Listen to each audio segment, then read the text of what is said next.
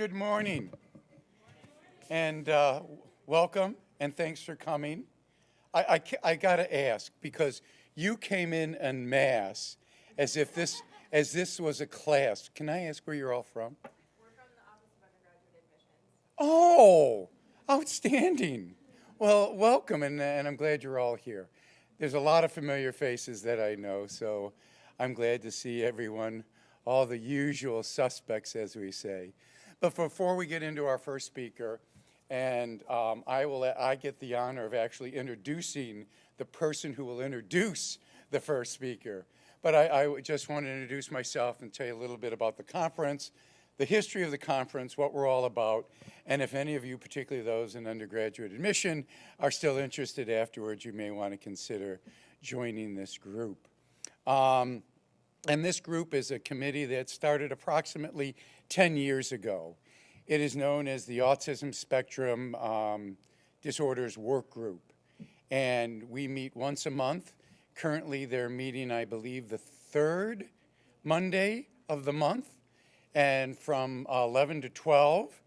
And it usually is meeting in the conference room on the second floor of the Student Activities building in the Office of New Student Program.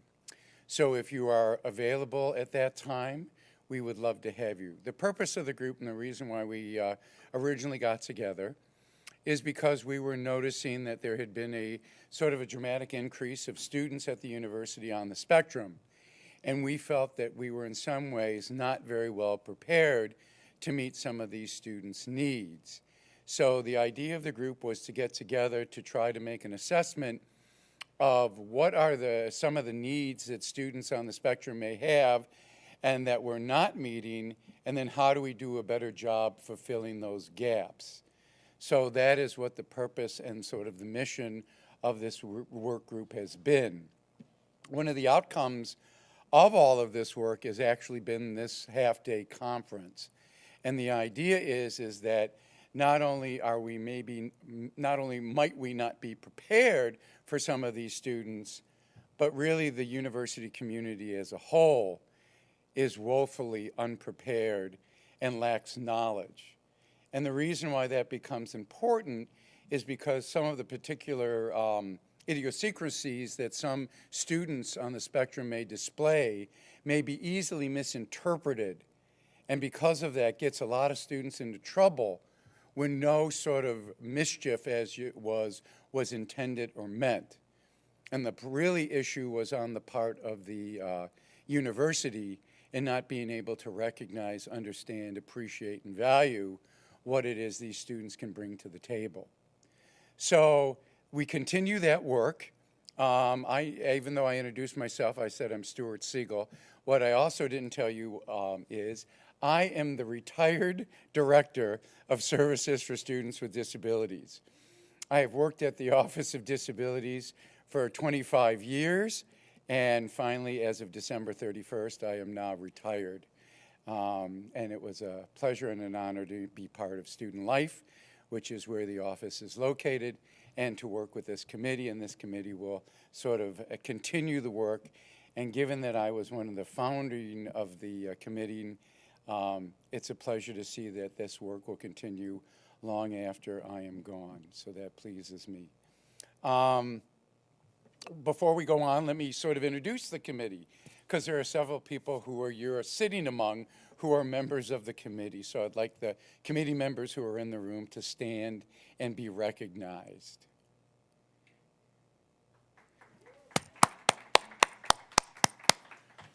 And just to let you know how broad-based the committee is, those individuals who stood represents the areas of housing, the Dean of Students, LS&A Advising, Financial Aid, the Depression Center, and the University Health Service. And those are just the people who are here. The people who are actually other members of the committee represent various office, including faculty and staff from across the institution. So it's a very broad-based group, and they represent all areas. So again, we're always also looking for new members. So again, consider joining if this is an area of interest. Before I introduce person who will introduce the first speaker, I do want to give a couple of thanks. One of them, which I've already given, but I want to do it now in a more formal way, and that is I want to thank Housing, because Housing provided all of the refreshments that you have in the back of the room today, and I appreciate that, and Mallory Martin Ferguson is responsible for that, and I appreciate us being able to offer you some refreshment. So thank you to Housing. Also thank you to the committee. Is there anybody else I should be thanking? Oh, I know who I'm missing. Thank you to our library staff. There they are. I appreciate this. Every year we have done this conference. We always do it in this room. And if you want to know why, I'll be perfectly transparent and honest with you. It's free. It's not only free, but they provide all of the AV. They record it. This will be up on probably the SSD website sometime in the next few weeks. So if you hear this, or you, after hearing all of it, you want to tell your friends and neighbors about some good information, they can go to the website and they can get the information via that route as well. So I do want to thank the library. They've always been very generous and very kind to us, and I appreciate that as well. Now let us continue and get to the topic at hand. I would like to introduce Mallory Martin Ferguson, who is Housing. Mallory, what's your official title? Associate Director for Student Student Conflict Resolution. Conflict and Conflict Resolution. Okay. And over that, I'll turn it over to Mallory.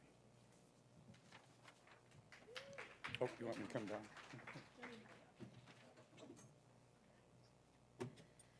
Thank you, and good morning. So I'm going to introduce Dr. Allen for you this morning. So Dr. Allen is the president and CEO of the Autism Alliance of Michigan.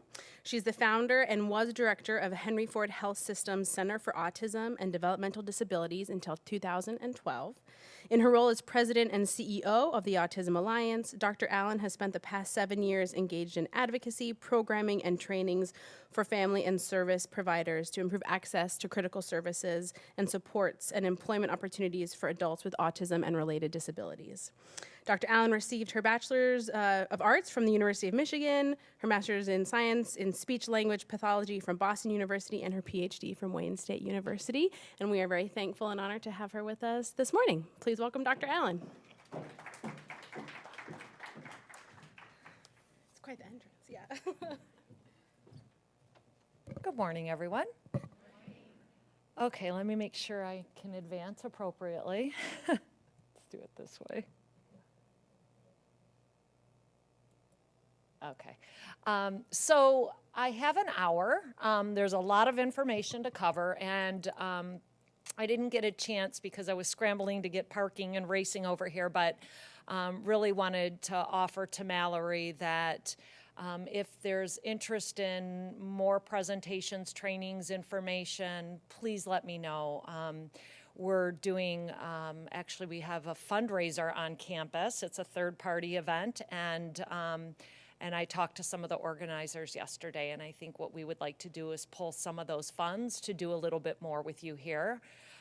So we can talk more afterwards if there's a need for more information.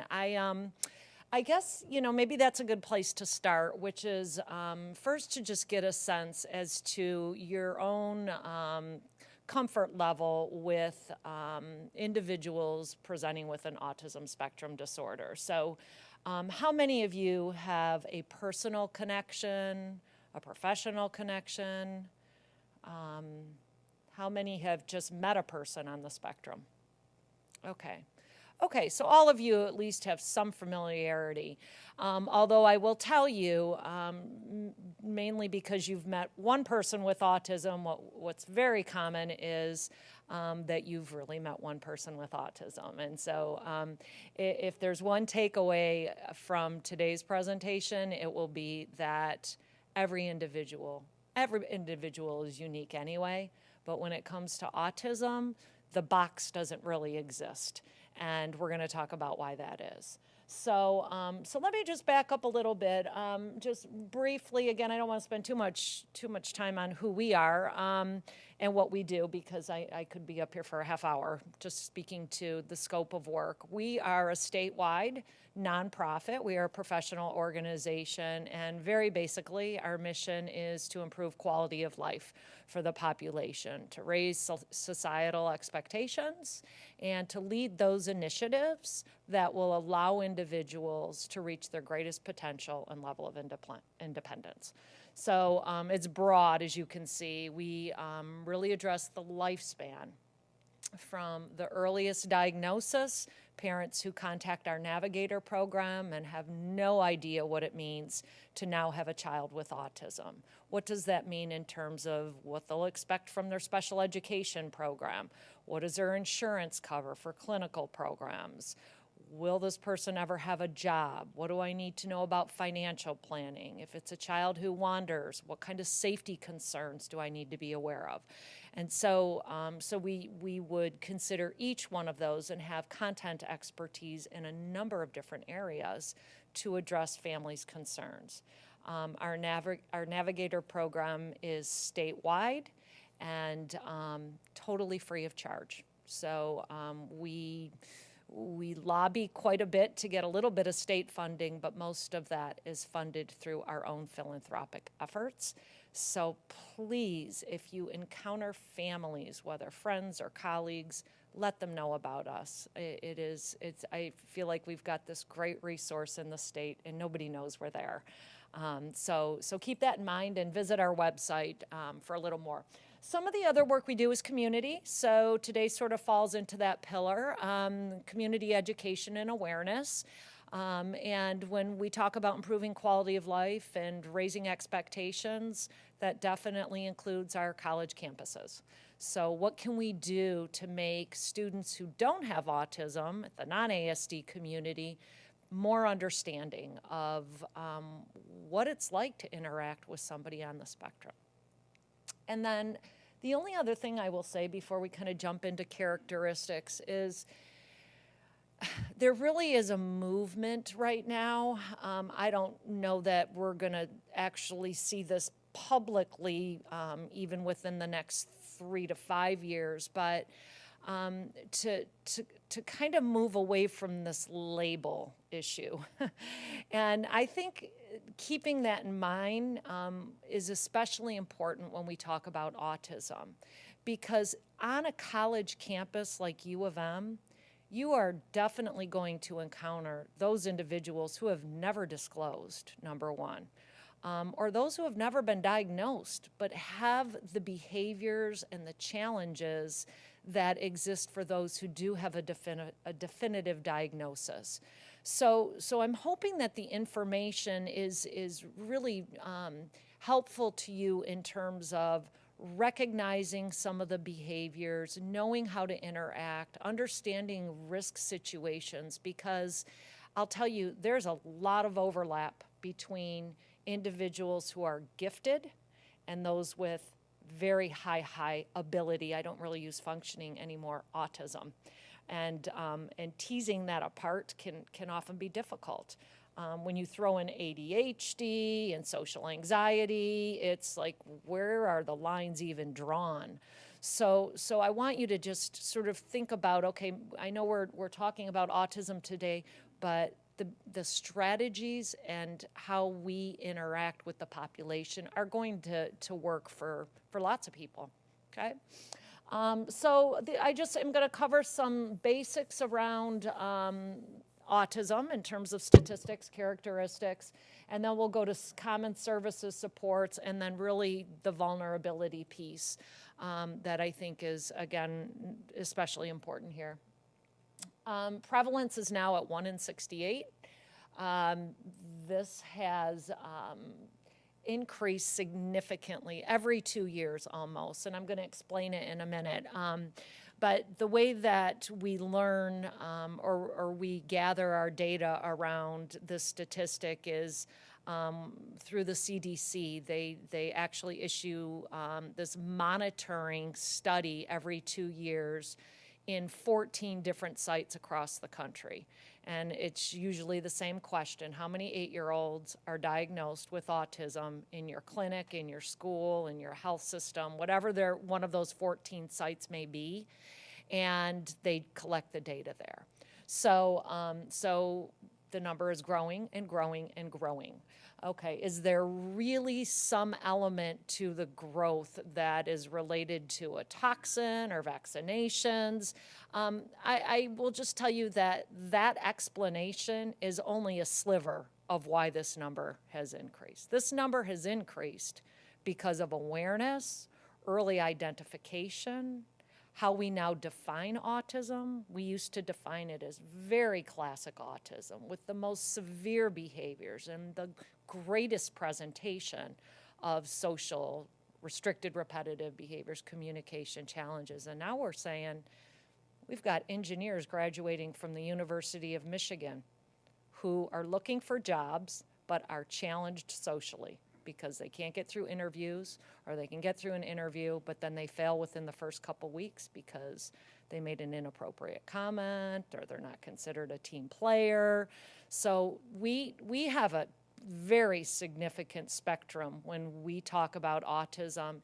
And if you open up the spectrum, you're going to increase your numbers, right? So, or if you take a child now diagnosed at 2, who in the past may have been diagnosed at 5, you've just added that many more to the population. So the increase is really related to variables outside of some known toxin or environmental insult. It's important research because we know that there is a genetic basis and likely some environmental trigger. We just don't know what it is. But remember that when you're looking at those numbers. They make me cringe just a little bit because in some cases it's not helping us to have more numbers. When you go to insurance companies and to Medicaid and say, well, we got, another 3,000 kids to cover next year, that doesn't help us. Why are the numbers growing? When is this going to stop? And in some cases, unfortunately, we're seeing a lot of misdiagnosis. Kids being just labeled with an autism diagnosis that are typical late talkers at the age of 2. So we've got a long way to go. It's been good because of awareness and education, but there's some challenges right now in the autism community. We know boys are 4.5 times more likely than girls to present with autism, and our student population has, I think, just crossed over 20,000. So even within the school system's eligibility, which is not really diagnosing, it's determining whether a child's eligible for services under a particular label, that number has increased. It doesn't discriminate. So, we don't necessarily see more autism in lower income or impoverished populations or in different races or ethnicities. It really cuts across demographics. And then we know that right now, today, we do not know a cause. We do not have a cure. And anytime you're talking about a condition without a cause and a cure, it can create lots of challenges in the community. I'm going to talk a little bit about those. Okay, and this one is dated to 2012. It's gone up even higher, but you can see the sharp increase.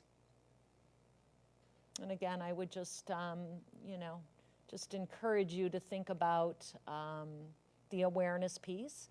I mean, I would like to look just at Michigan's numbers, and unfortunately, we don't have a good way of collecting that data because we don't necessarily have claim data based on clinical diagnosis. We just passed our insurance laws in 2012. But if you just look at states that now have passed mandates to cover services, you will find a significant increase because in the past, pediatricians would be hesitant, very commonly, to be hesitant to provide a diagnosis when there really wasn't a service network for families. Where would they go for services? Through the schools. And so, so as the market has grown in awareness and earlier identification, again, you will see those numbers increase. So what is autism? Very complex disorder. For years, while I was at Henry Ford, I worked with a geneticist, and his very, very frequent comment every time we would start clinic is autism is not a single condition, it's a collective of conditions. And we know multiple genes contribute to its presentation. It is very complex. And the fact that it is complex because there can be physical issues, there can be mental health comorbidities, and autism itself is so ill-defined that it also means a family or an individual in their lifespan journey will tap multiple systems of care. And that's important to know because it means being a parent of a child with autism is a pretty significant challenge trying to figure those out. And that was part of why we created our Navigator program. It was actually specifically for that reason, to help guide them through that maze of options. I talked about the fact that autism is a spectrum. Okay. In the DSM-4, do many of you know the DSM, the Diagnostic Statistical Manual? The older version, we're into 5 now, but it pulled apart the symptoms into 3 pillars. One was social, one communication, and the third restricted repetitive behavior. When I think of autism and the presentation of autism, I still think along those 3 categories. Clinically, we have removed labels like Asperger's and PDD, pervasive developmental disorder, which we all knew clinically for years.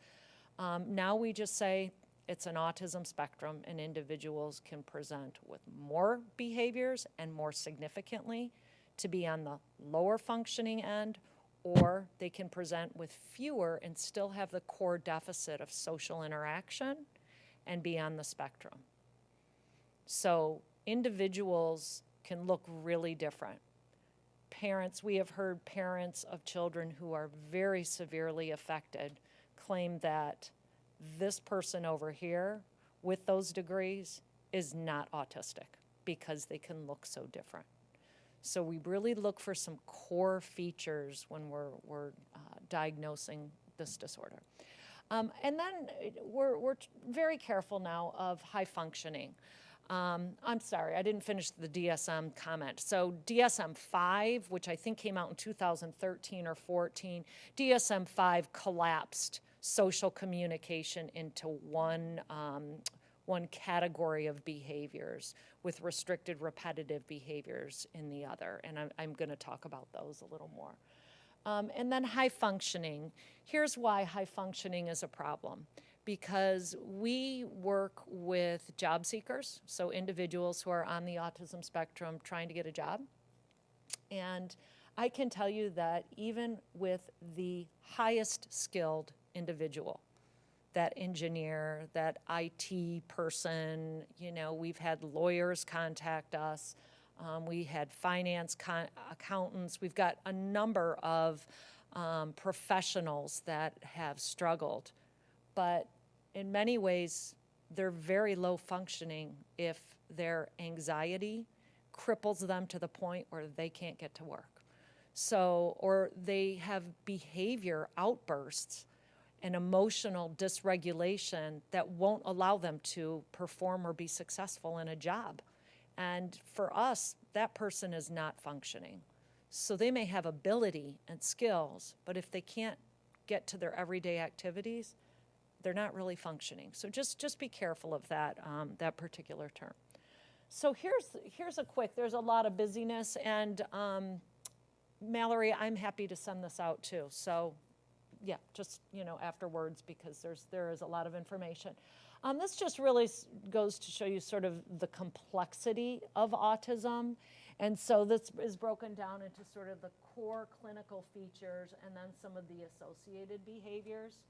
So things like, this is really common. Actually, these types of issues around attention, anxiety, sleep deficits, those are the kinds of things for some individuals are the real challenge. It's not actually even the autism.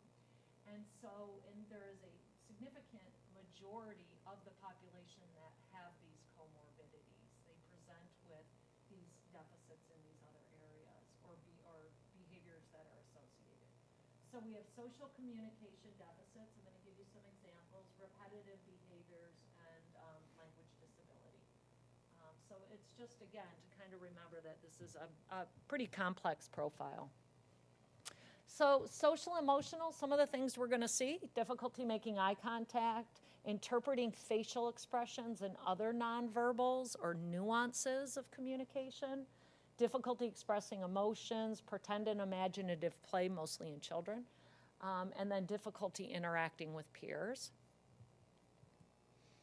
Communication, often delays in communication, but I'll tell you what can be challenging early on is in some cases we have children who very early on actually develop words and scripted communication that they can actually confuse a pediatrician. So during those well visits, when the pediatrician is asking, well, do they know their alphabet? Did they count? You know, what are the words they can say? In some cases, you will find individuals, young or adult, who have language, but it's not functional language. It's highly scripted or inappropriate or related to another context. So keep that in mind. Restricted topics of interest. You may have encountered students that all they can talk about is how to dismantle their laptop. All they can talk about is everything you ever needed to know or wanted to know about Star Wars movies or garage door openers or remote controls. So this restricted topic of interest is a very big challenge. And if it's all you care to communicate about, and you're not reading these back and forth cues, and your audience was lost 5 minutes ago, you can imagine how challenging your interactions will be with peers, how difficult it will be to make friends, and how very quickly the judgment is going to be from your peers about how odd you really are. And all of those contribute to more and more isolation. So restricted interest is a significant indicator. Interest, so it can be activities, it can be topics of conversation. And understanding jokes and humor, so any literal kinds of interpretations, those are very challenging for individuals on the spectrum.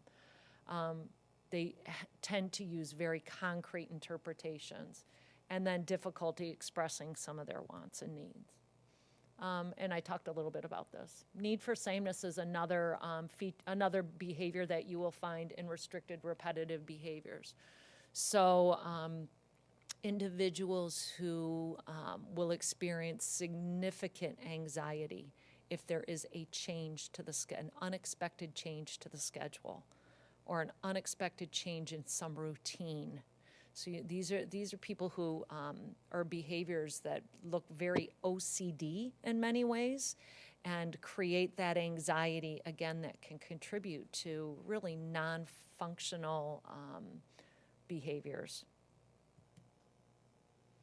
A real need for social rules in helping students, young adults and adults to understand rules, what's appropriate, what's not. The way I talk to my professor is different from the way I talk to the people in my dormitory. That can be a real challenge, especially for faculty who don't understand, an overly formal or less than appropriate formal communication with a student. A lot of times communication is very context dependent with situational content.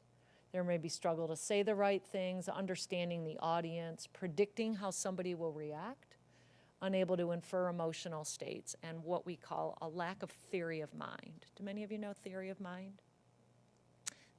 So theory of mind is essentially understanding the perspective of someone else.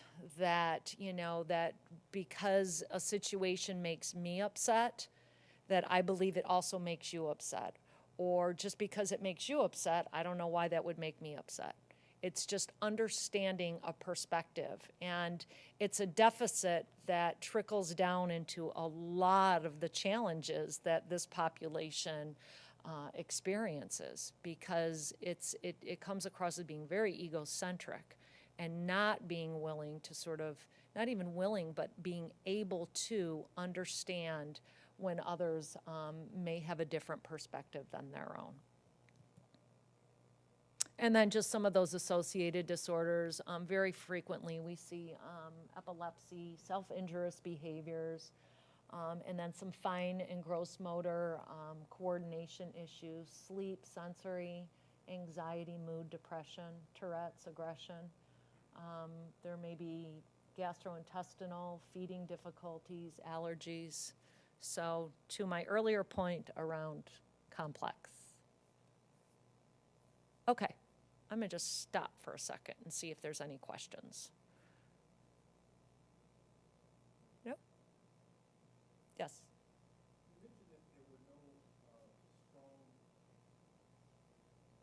diagnoses in terms of the cause of autism, but you mentioned also that girls are far less represented in the population of autistic students. Can you talk a bit about what kind of factors correlate with the tendency for kids to be autistic?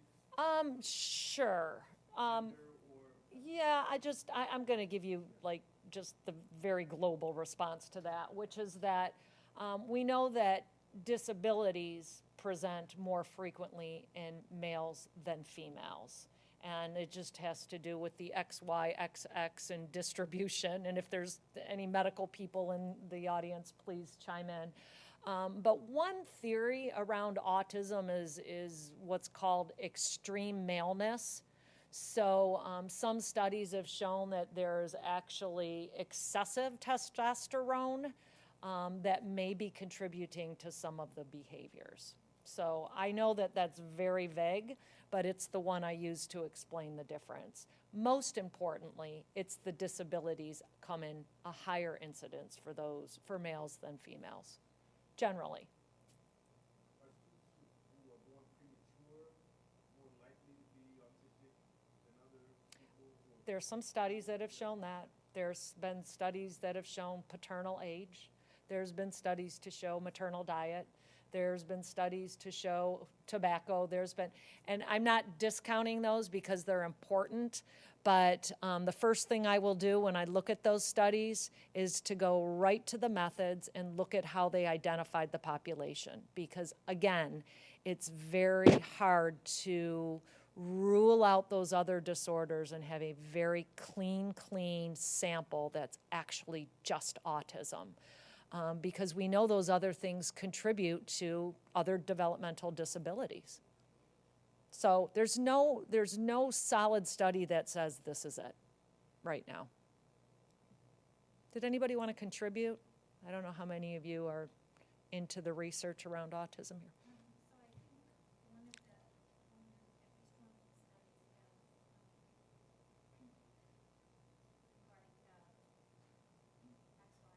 Mm-hmm.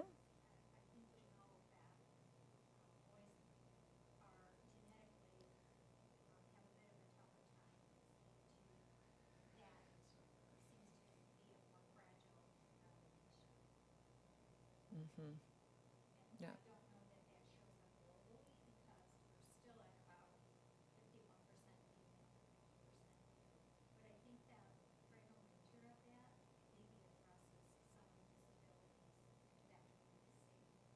Mm-hmm.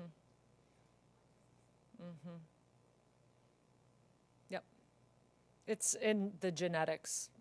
Like most conditions, we know there's a genetic basis to autism. It's the triggers that we just don't know yet. What specifically are the triggers? And, you know, I can't believe I'm bringing this up. I try to avoid the vaccination topic for every presentation because I always get into trouble. But, you know, we get that question a lot, especially when, you know, we have siblings, and it's not uncommon to find families with 2 to even 3 children with autism. But just in terms of planning, you know, we have a genetic basis, and should I vaccinate my children? And you know, I try to be very careful because I always bring it back to, if it were me personally affected, what would I do? We recommend to families that they follow the CDC guidelines. always. We're a science-based, evidence-based organization, so we are going to go what science tells us to do. But I do understand that there are families who, whether they have a genetic predisposition because they have other children, if they have a history of autoimmune disorders, if they have an extended family history of psychiatric issues, I would want to be careful. That's just me. I would want to be careful. I would not say no to vaccinations, but a middle ground, which most pediatricians in the CDC are not recommending, is just an alternative schedule to say, okay, well, we're not going to get 10 shots in 2 weeks. We're going to do those 10 shots over 3 months or 4 months. And it's just a way to better introduce the vaccination or I'm missing my word here. It's just it's an easier way to introduce into the system. So some families have decided to do that. Most doctors will say, then you just prolong exposure to those particular diseases that we're able to control through vaccination. So we just highly recommend families talk to their doctors. Many don't listen. Many don't listen. It really still is the tribe mentality, which is why you're seeing an increase in measles and mumps and those diseases we've always had under control. Because if my friend says her child was affected by vaccinations, then mine must be too. And that's how this plays out. Okay? So Asperger's, again, we still use it. The community still uses it. Clinically, it is not recognized any longer. But these are individuals that almost look like gifts or splinter skills. So again, you may have somebody who really struggles just communicating some basic needs, but has exceptional ability in terms of their focus and diligence. They have higher fluid intelligence. They're very visual, attention to detail, logic over emotion. So this is, this really is, who's the character from the comedy? Sheldon. I can't think of it. What's the name of that show? The Big Bang Theory. But that's it's a very stereotypic, but it gives you some sense, right? Think of all the social challenges that you see, and I think the media is putting out more and more examples of characters with autism, but that one's been around a long time, and it actually is, he's a good example of that high ability, but really challenged in terms of social skills. So here are some of the behaviors that create that vulnerability for the population, and I think probably what you're most interested in learning about today in terms of how to manage and interact with individuals who might present with some of these symptoms. The processing the risk situations and communicating concerns. So we have lots of cases that are coming to us now. So the ones I described earlier with the 2-year-olds, those are the easy cases. The more challenging are, my son was just picked up by the police. He's been interviewed, and they are taking him to jail, okay, because of many of what I'm about to describe, many of the behaviors I'm about to describe, okay? If somebody with autism is pulled over by the police, think about what you do when you are seeing those lights in your rearview mirror. Immediately your heart rate starts. Mine does anyway. I'm thinking, oh great, oh my gosh, do I have my license or my registration? Think of what happens if you already have a baseline anxiety, okay, around breaking rules of all things. Okay, once that police officer approaches, your anxiety is already high. You already struggle with making eye contact, okay? You interpret concretely. So anything that is challenging or abstract, you don't know how to respond. And then you look like you're lying. Okay? So you're getting yourself deeper and deeper into the criminal justice system. Now you're being sent off, for whatever. Whether it's, something more minor like a traffic violation, or more severe, like touching, which we get a lot. And with autism, we have individuals who can be the victim, and we have those who can be the perpetrator because of not understanding those boundaries around behavior.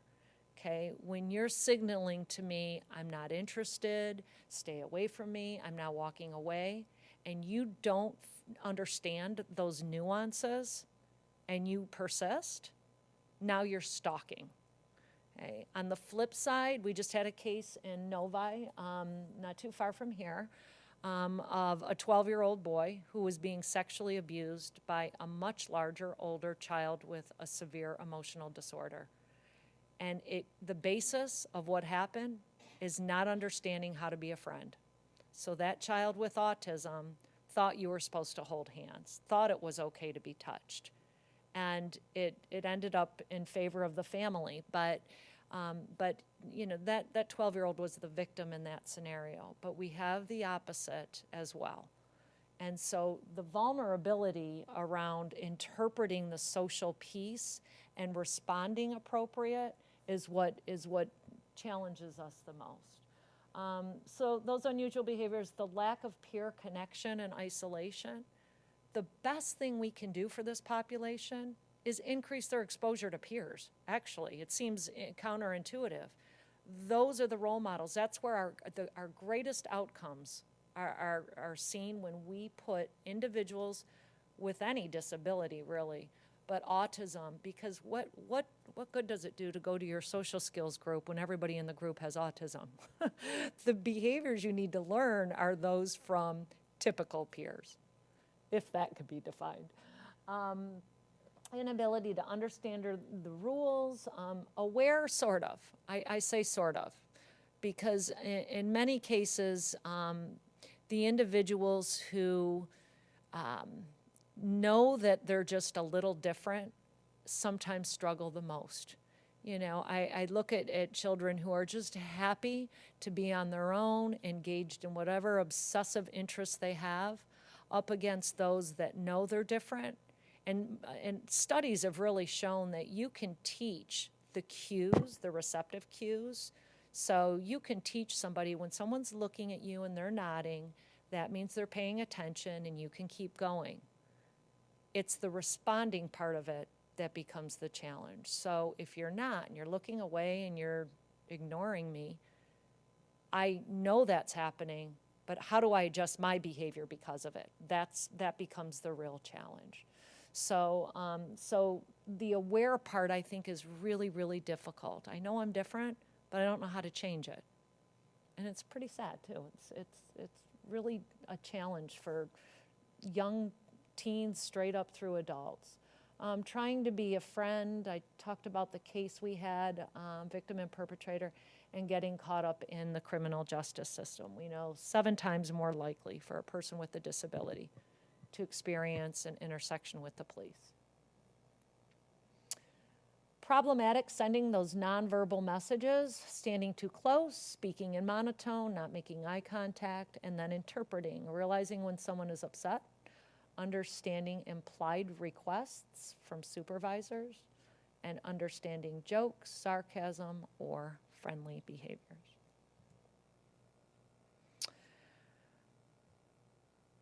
Any questions? I just read a book called Brain Rules. Have any of you read that book? It's fascinating. But apparently, most people in an audience have a 9-minute span. 9 minutes. So the recommendation is to do something, you know, change up your speaker, introduce a question, do a little dance. I don't think you want me to dance.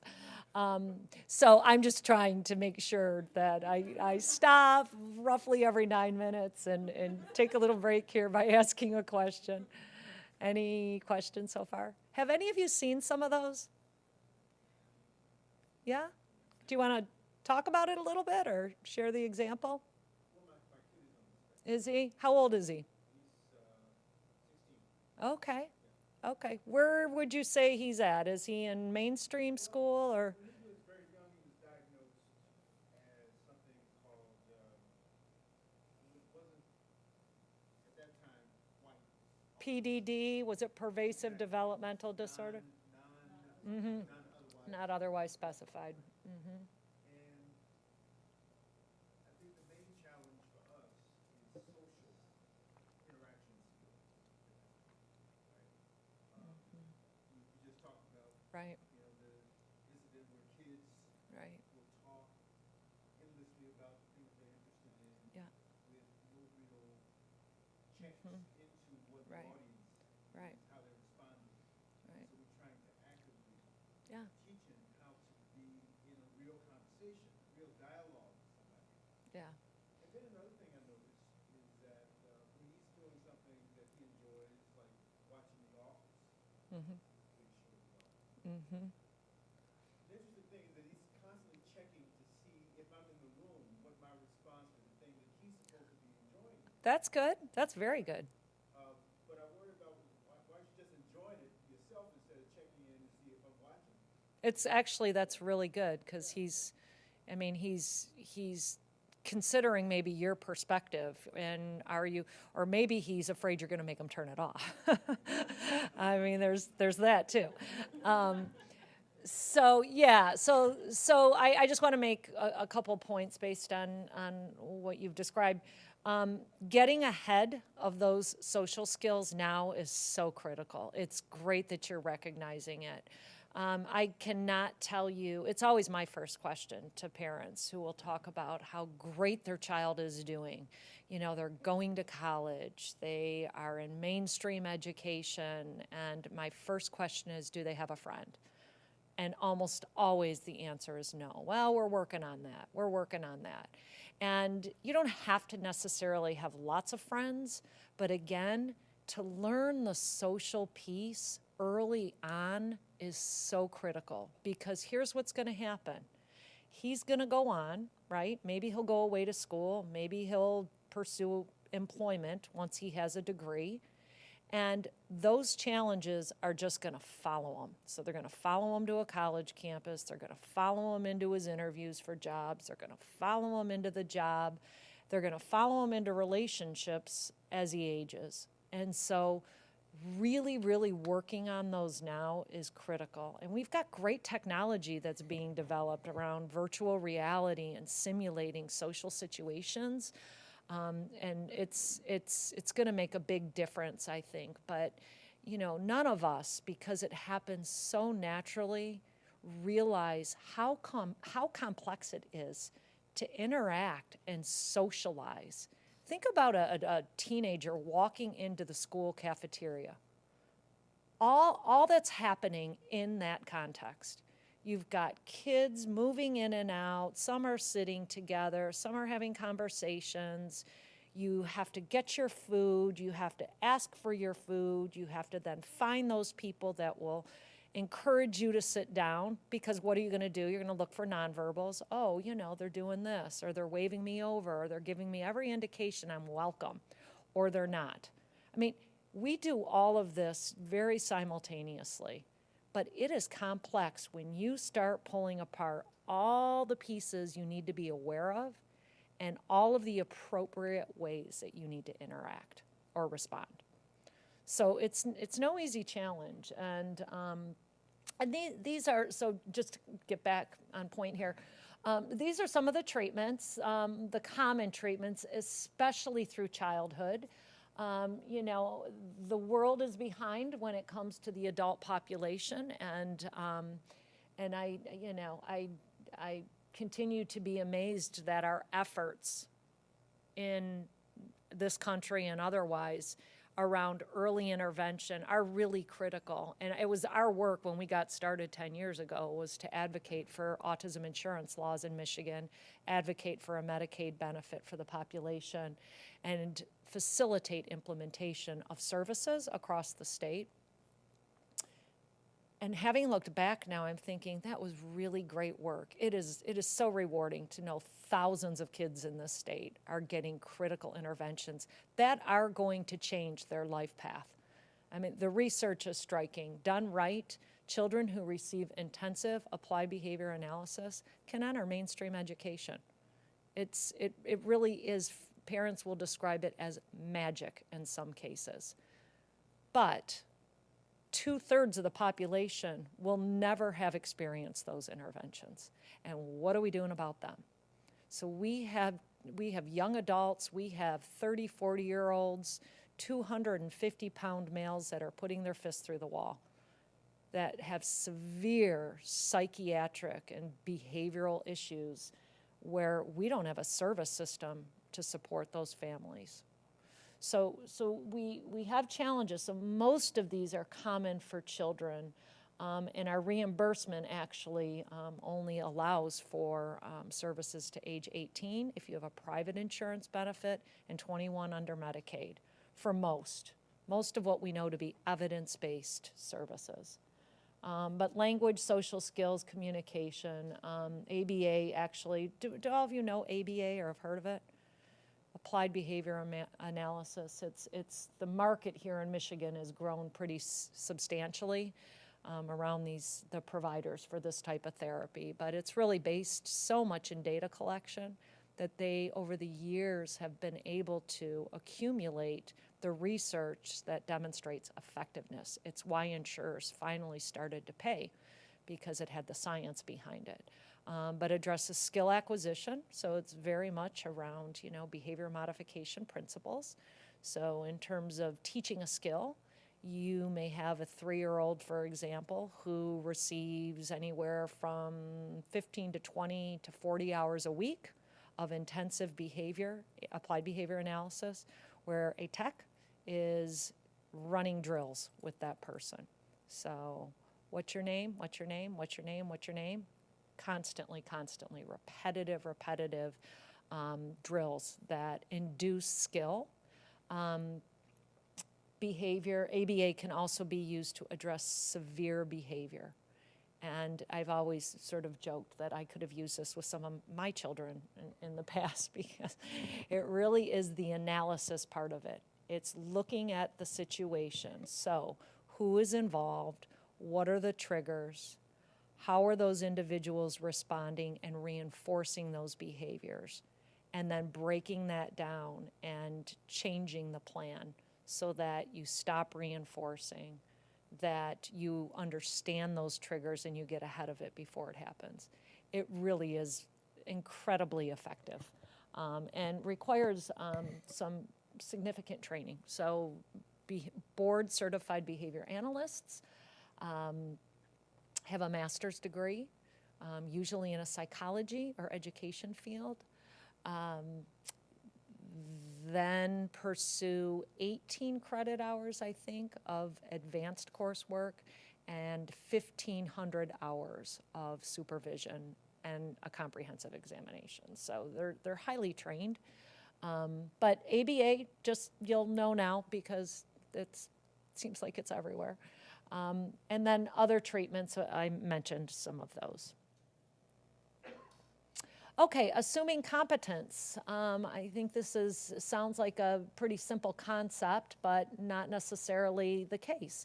And we find it so interesting that caregivers can go either way. Caregivers who obviously have spent their life with this child and really and truly have no idea what they're capable of until they start looking for employment, until they are able to perform in college level classes, because you've always done what's needed for that child over their lifespan.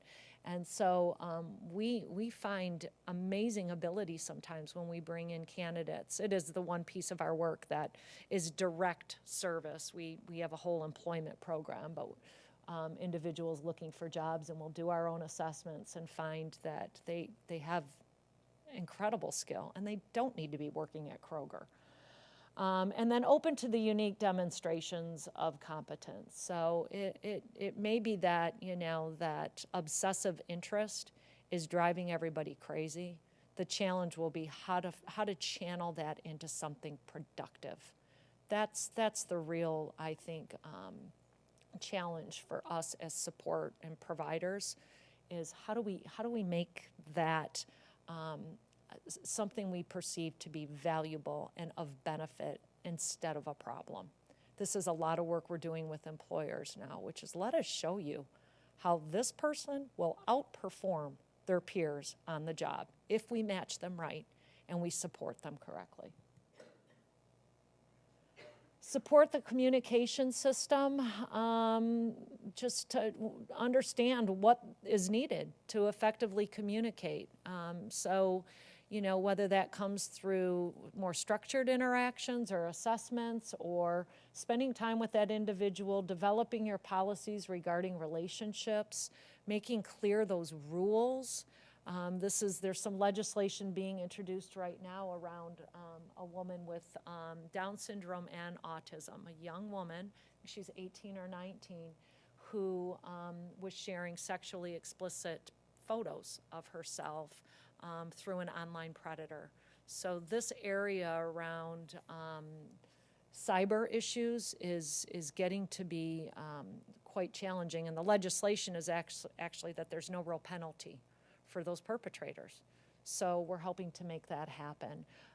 But to make very clear and concrete, even writing out, reviewing, role-playing, showing videos, even just things like watching movies, stopping, talking about what's happening, these are really good strategies for understanding, look, they said something that wasn't appropriate. Did you notice the touching? That is a rule. Do not touch.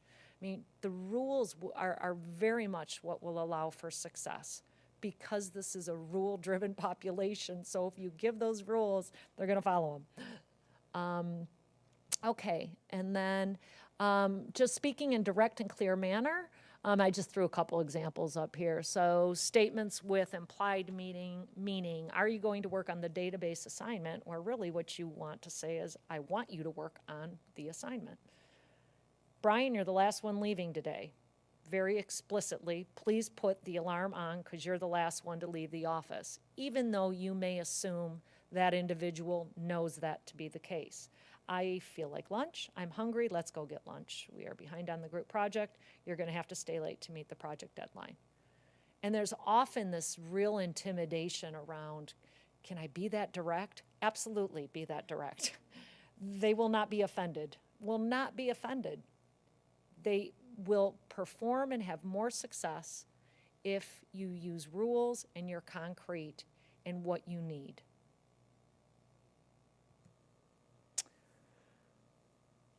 Okay, and then just again, behaviors where you may be working with somebody on the spectrum, seemingly rude or insubordinate, candid remarks that can be offensive, but they consider honest and factual, literal interpretations lead to comical or serious misunderstandings, interpreting social behavior of others takes more time to put the clues together and more mental effort, don't know how to make small talk, speaks to instructors and counselors the same way, and interrupting due to inability to understand or apply rules. Learn about environments, the sensory piece I haven't even talked about. And again, when we talk about function, with sensory overload or a desire to seek sensory information can be such a significant challenge, it actually limits a person's ability to function in the community. And, you know, this is, I still claim everybody has sensory issues in one way or another. I know I have my own. But, you know, sometimes it's loud environment. Sometimes it's not enough noise. Sometimes it's visually overwhelming. Then we have visual seekers. Sometimes it's touch, it can be taste. We can have lots of restricted eaters, mainly because of the texture of foods or the smell of a food. Very common for young children. They only eat one type of food, either one type of color or a particular shape. So you can understand a little more so why some of the gastrointestinal issues end up being a problem as well. But it can truly, in the case of autism, the sensory challenges can lead to behavioral outbursts, which can be very unexpected and startling to those around them. And I talked a little bit about these. May require breaks from sensory input. knowing, a student in a classroom needs a break every 10, 15 minutes, even to walk out, even to have a quiet space is important, or in terms of a social activity within the residence halls. Modeling friendship, we talked about how important that is. The social atmosphere on campus, I don't know if is always conducive. Are there specific ASD student groups here that you're aware of, where they meet for social opportunity? Okay, yeah. No, they're not group attenders. We have worked with the School of Engineering on their career placement because, it's good to have lots of your graduates in jobs, especially engineers who are in such demand, and there is some struggle around getting engineers with these social challenges into jobs. So we've created a really nice connection there. But when we do the career fairs nobody comes. I mean, the disclosure piece is really significant for the population. And it's not uncommon for parents to discourage disclosure.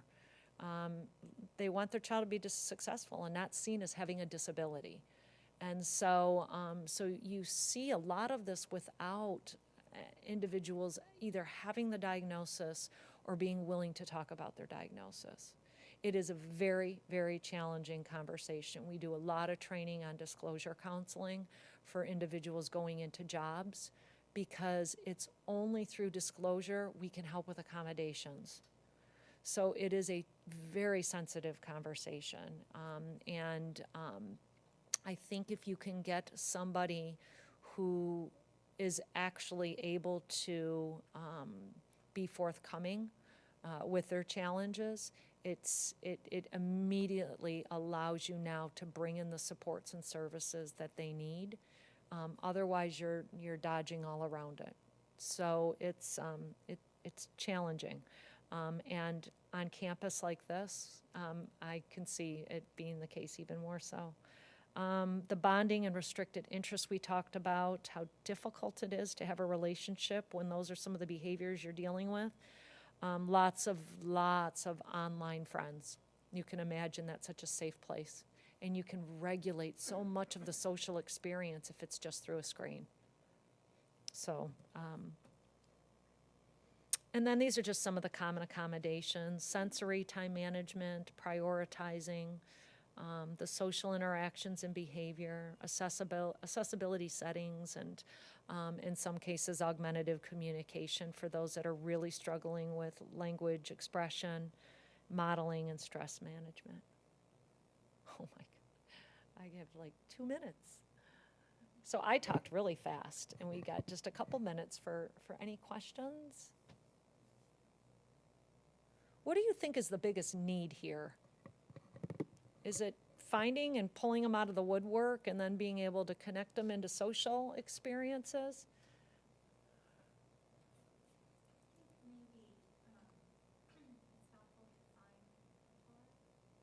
Yeah. Mm-hmm. Yeah. Mm-hmm.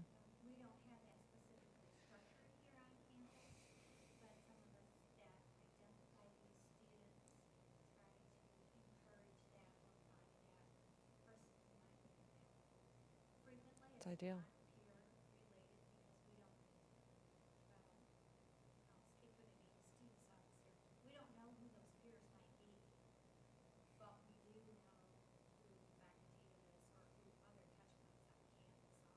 Okay.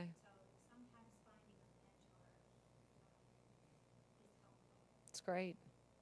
I totally agree. And it's unfortunate that the peer initiative from school, from high school and middle school, that hasn't moved onto a lot of our campuses, because we have really good data now that shows once peers graduate from high school, they stay friends. So it's not a community service obligation. It's not because I have to do this. The outcomes are really showing ongoing friendship and support even after high school. And the peer-to-peer model is so prevalent in our public education system. It is the one thing I will say, I actually should not go on record as being too cynical. But the peer-to-peer work that we've done around autism and connecting individuals in lower to middle to upper has been amazing here in Michigan. But we haven't been able to continue that. And it just strikes me as odd because those peers are in college, those peers are in jobs, so are they not looking for that opportunity and asking about it? And it doesn't sound like there's been an initiative on the part of typical students to really drive something that would encourage a program. We did have, last year we had student government that was involved in just trying to promote an awareness kind of thing. Mm-hmm. Talked about trying to create peer relationships Mm-hmm. and peer mentors and that sort of thing. The difficulty is that most of our students are really engaged academically. Yes. And with that being a priority. Yeah. The other thing is, funding for different kinds of services is Mm-hmm. very short. Yeah. Yeah. And so trying to engage in that, with professional community. I think Yeah. the services for students with disabilities has really provided some guidance with that. Mm-hmm. Also have been available, but we find our students, maybe for the lack of never having it, don't necessarily seek that. They know they're without it. Right. They may not experience being able to get that Right. situation. Or it can go the other. Lack of disclosure among our student population, either because they don't know what resources may be out there, or because of the stigma attached. Mm-hmm. Mm-hmm. But we know that there are many more students out there on the spectrum who, for whatever reason, have chosen not to register with SSD. Mm-hmm. And a lot of times, the only way that we get involved is through the behavioral piece. Yeah. That somebody will come to somebody's attention, they'll get notice to the dean of students, and then the dean of students in an informal way will contact us, and then I'll get involved in that way. The other piece. Is it usually they're having a problem or they're getting into some kind of trouble? Yeah. And the other piece, and I mean, and first of all, thank all of you who are here, so this isn't aimed at you. But the other piece where I see a big need is informing faculty and staff about these issues and Yeah. making them sensitive so that they can recognize it Yeah. and send students to appropriate resources. Yeah. And here we are offering this as a really way that we were trying to reach out to faculty, and yet there are not a lot of faculty who are sitting in the audience right now. Yeah. It's disappointing. And like everything, when we give these types of presentations or we want to bring education and awareness to a particular venue, we've really learned that you have to do it in something else that's already required. Otherwise, you're always going to get. So if there's ever an opportunity, there's a mandated training for faculty or something, and we can slip in, we would love to come back. We would. This is my place. My whole family's gone here. My son's in law school. I can't imagine a better opportunity than to get in front of faculty and housing, within the dorms. But we can do more. Mallory, we can do more. I really want to pull some of this funding to support our time to come and work with you all. So if you can, I don't know if you want to just maybe survey or get some feedback from, today around what would be most effective, we would be happy to come back, really. Thank you, everyone. This was wonderful. It was great meeting you all.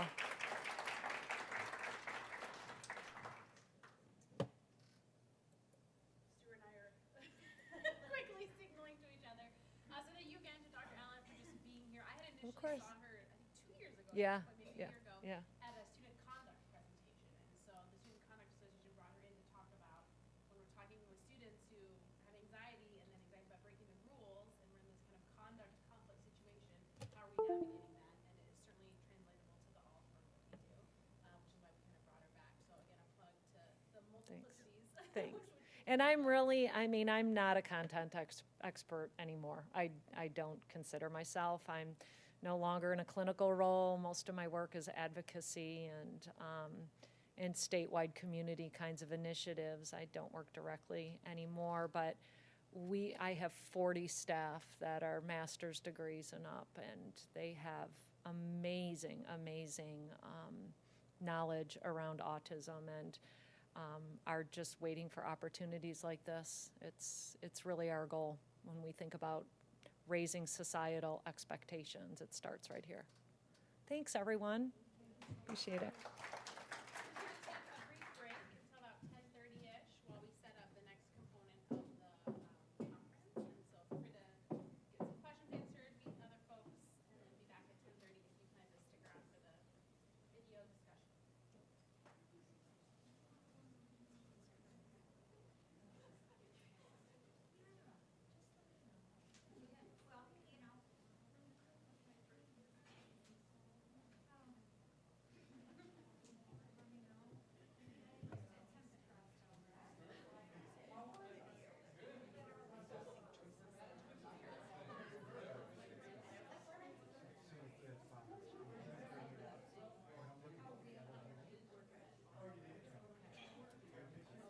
Okay, try that.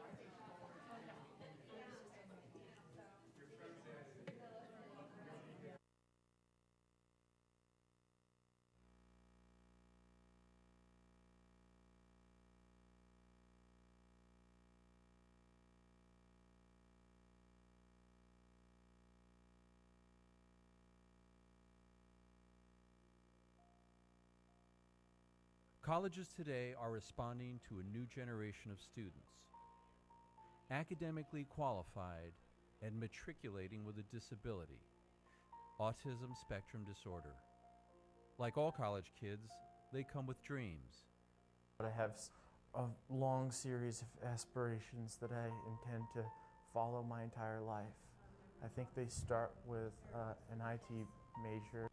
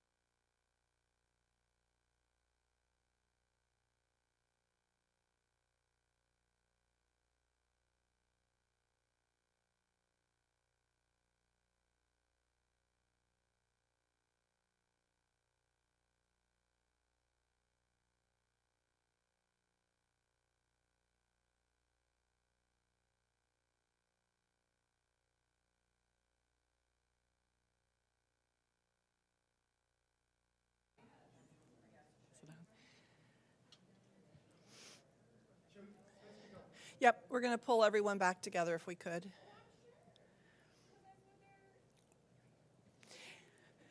And I think we're going to do a little bit of an amendment to our agenda that went out. And after the video, we might have a few minutes of just parent share, and then we're going to pull together and just get in a circle and have the panel discussion. Since there's so few of us, we can actually hear each other fine if we're down on the floor and just chatting with each other. I'm Vicki Krupper. I'm from the Office of Financial Aid. I am by no means an expert in any aspect of student behavior.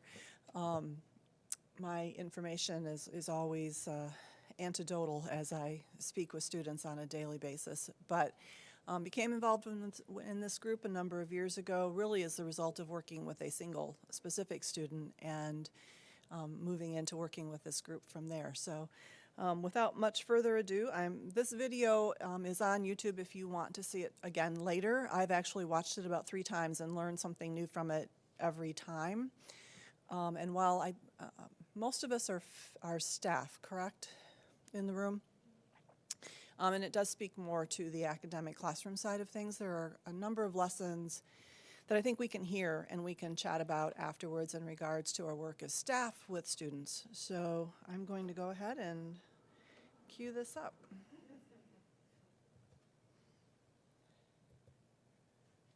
I think.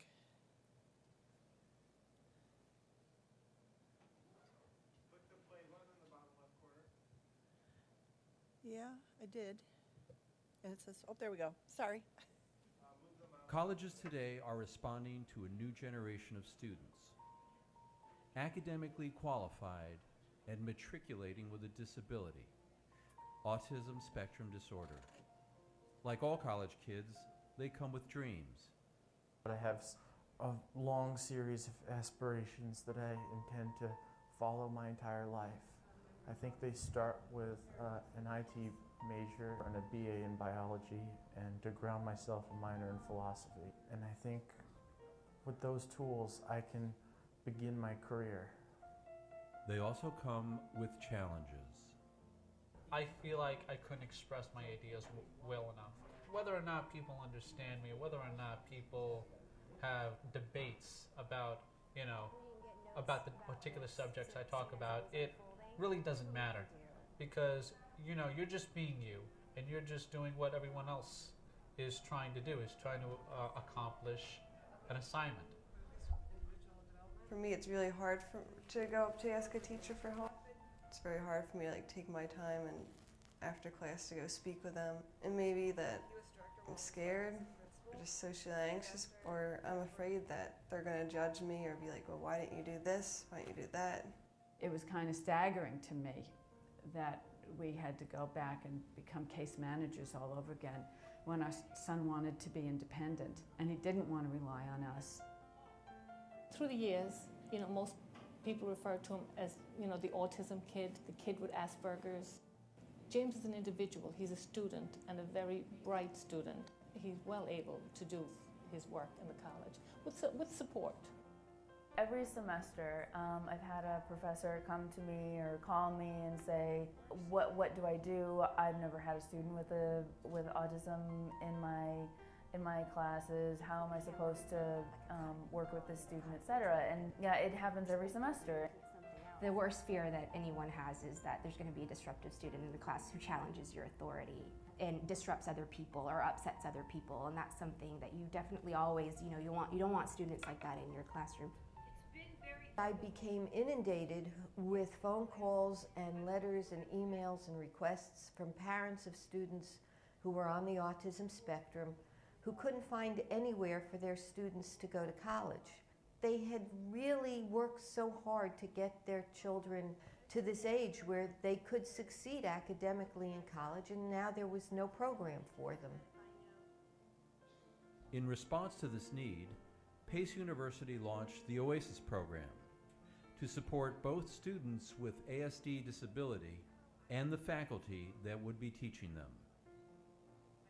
Most university faculty don't have the benefit of having training in how to work with students who are diverse learners.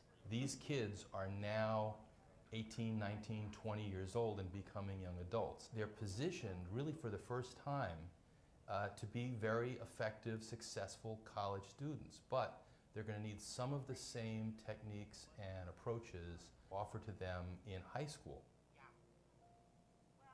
The purpose of this video is to present strategies and methods that have proved successful at the college level in the OASIS program at PACE. This project will help faculty understand and become more aware of the academic ability, the strengths, the sincere motivation, and the competence of students with learning differences in their classes, students with autism and students who have other learning disabilities. The faculty needs to get ready to work with them. So college has become the new inclusion frontier.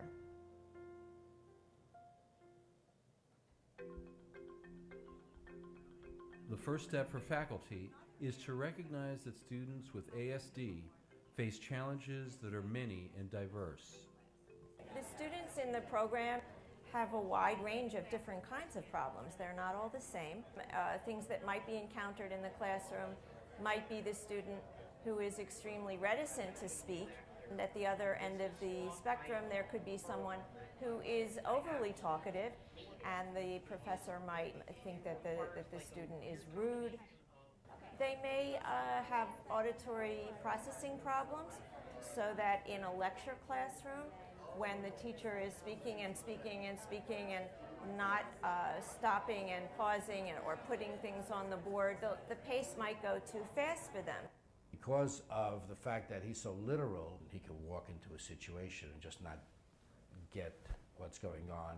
He's going to react with the literal words, as opposed to understanding the interplay around the words. So he could be in a classroom and get completely lost and wander off. There are certain areas that faculty need to be prepared for. Social anxiety, performance anxiety, the fact that they process information both often more slowly, definitely differently, and then they may also have information processing difficulties because of sensory problems. Sometimes I don't feel part of the classroom. It's helpful if the teacher makes me feel included. But at the same time, I really don't like it when they call on me. Like, it's those kind of classes where you're forced to participate. It's like classroom setting, like just, I don't know the answer. I can't think of an answer. Or I might know the answer, but it's not coming to me in words that I can describe verbally to them. While the Office of Disability provides the professor with a letter outlining a student's disability and accommodations, misunderstandings can still take place. On Blackboard, you will find links to 3 clips from the movie. We had one particular instance where a professor was very open with her class about her background, and she shared a tremendous amount. We had 2 students from the OASIS program in that class. The student that immediately caught my attention was kind of, he seemed like he was talking silently to himself. He was gesturing a lot with his hands. This young man is very shy, very self-conscious. He has a significant learning disability, and he has Asperger's. The professor said to him, as she walked around the room, we're going to have group discussions, and they were already in their little groups, and she pointed to him to begin the discussion and to lead his group. And I approached the student to ask him a personal question to check up on his group. He responded to the teacher with a statement, "Don't start with me." He meant, I'm not ready. Give me a little time. I was completely shocked. I didn't know what to do, so I walked away. The professor took that to mean, don't start with me. Don't you start with me. And she actually called me. And I came to learn that the student who said, "Don't start with me," speaks very literally. He literally meant, please don't start talking to me because I'm not ready to talk to you. And it wasn't a sarcastic or jab at me. And this has been a total revelation. And I had projected this kind of liability and this kind of danger onto my OASIS students. And I realize now that that was totally my baggage. The next step for faculty is to clarify an accommodation that a student has requested and received from the university. We do not modify the work. Our students do the work at the same level of rigor as the other college students at Pace. But we do give accommodations which our students and any student with a documented learning difference has the right to. An accommodation has a very prescribed definition. The accommodation does not change anything about the curriculum. It just gives you some way to get more of it in less time, get less of it in more time, adapt the number of items on a page. Many of our students will have note takers because it's very difficult for people with information processing challenges to actually listen intently in class, ask questions, take notes, and participate in groups. Here at Pace, they actually pay another undergraduate student that's in the class to take notes. It's anonymous so that they don't know who the student is. The student doesn't necessarily know who the note taker is. They're regular notes. They pass them on to the professor, and then they come back to the student so that they know what's going on. Very often our students will take exams in a distraction-free setting. They may have extended time, time and a half, or double time, but the exams are the exact same exams, and they are expected to perform at the same level as the other students. What the accommodations do is they allow our students to demonstrate their competence and their knowledge.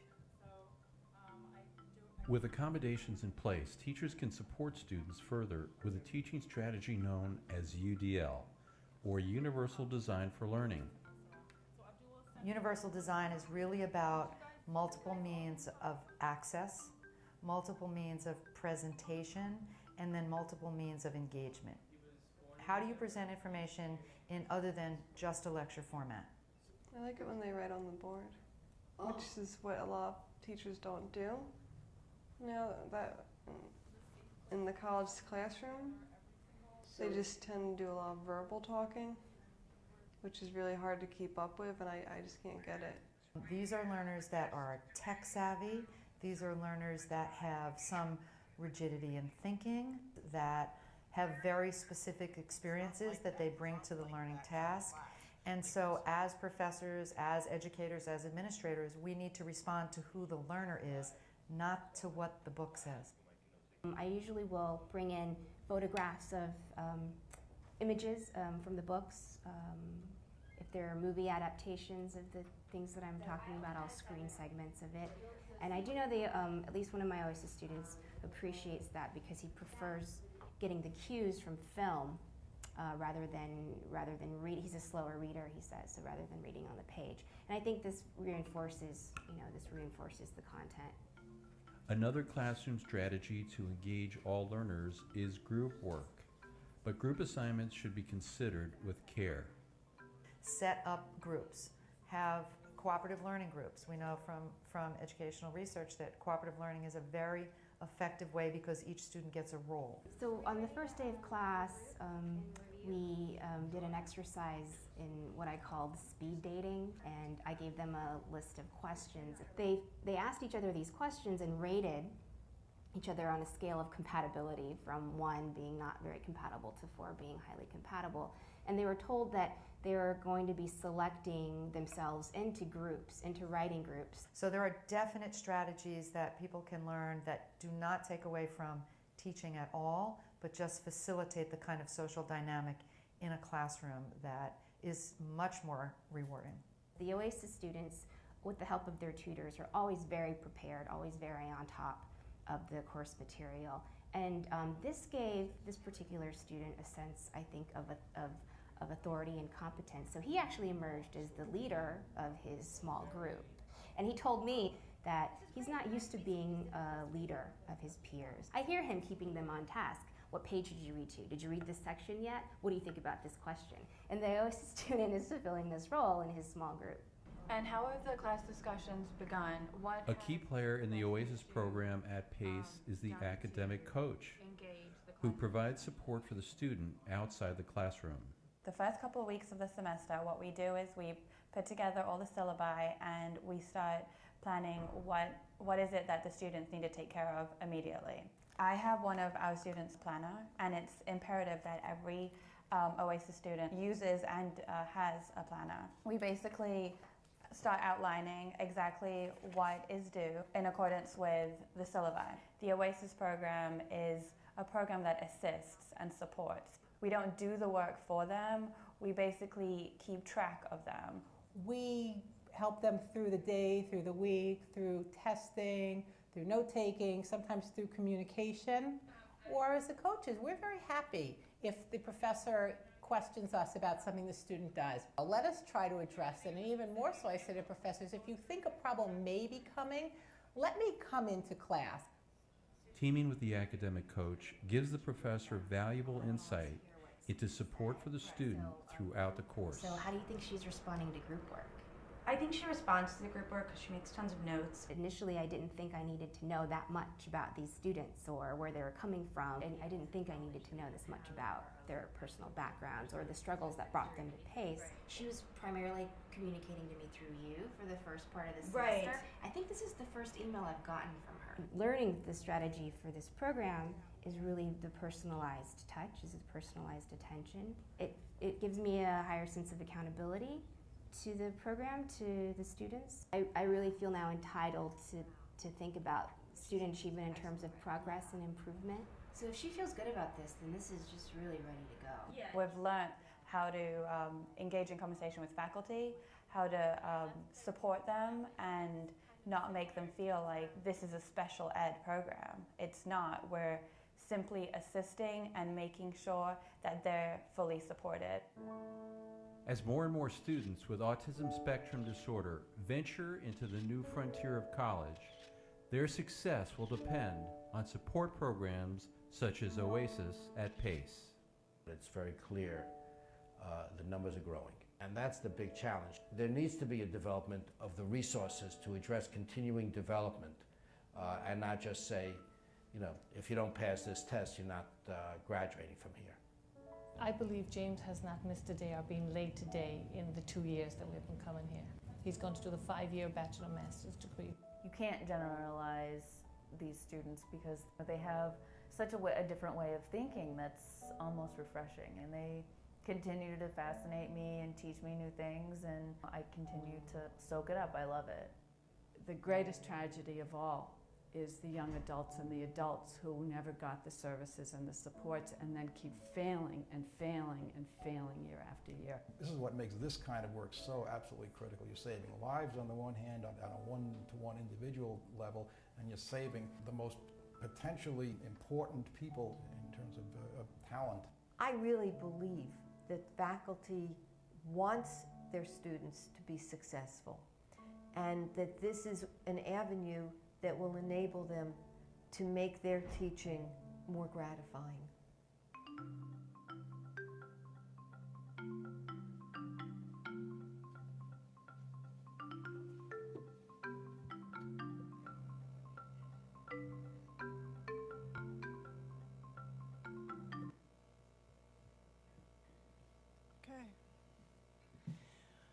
So why don't we, rather than doing a parent share, because there really are very few of us, let's just pull into a circle and we'll talk about some of the, in the front, and we'll talk about some of the concepts in the video.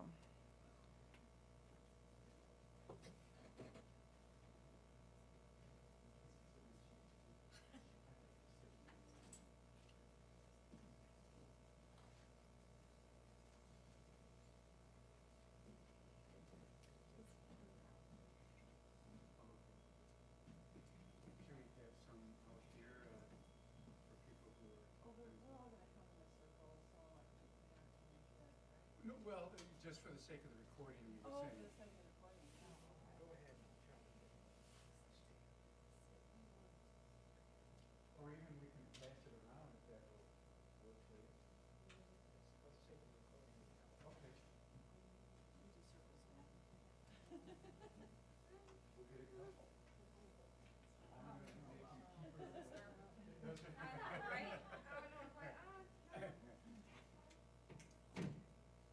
not that, we can't hear you, but apparently using these will, the recording for what we're creating. You can't hear yourself. So in terms of the film, what ideas kind of jumped out at you? Can I say something? Gotta use the mic. Oh, I gotta use the mic. I'm only good at indirectly. Is that mic working? It says it's on. Anyway, I just want to make people aware of something. Because usually programs like the video you just saw, this OASIS program, usually means that there is an additional cost to the family. So the services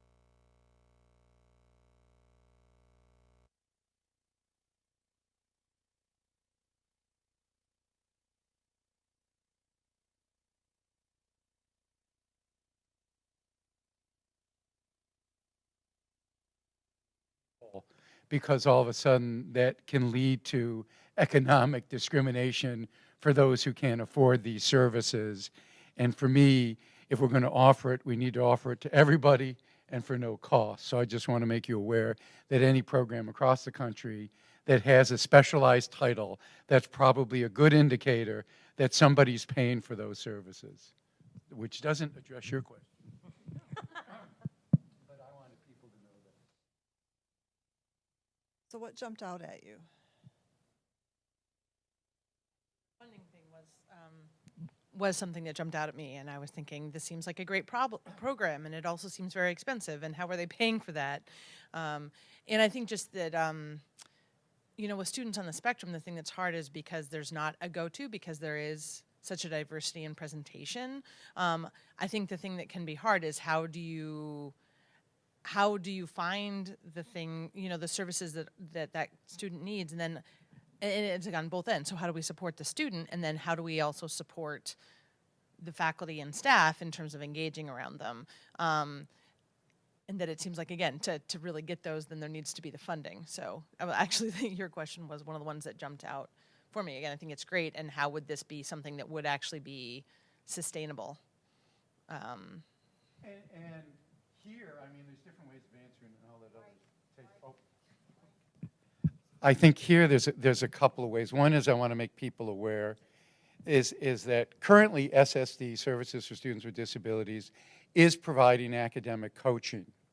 Now, that's both good and bad, and Charlotte, in fact, was one of our academic coaches for a few years and then found richer ground over at the medical school, but is also doing that over with our medical students. But my point is that as SSD grows, by the end of this year, SSD will be servicing 3,000 students, and we only have 2 academic coaches.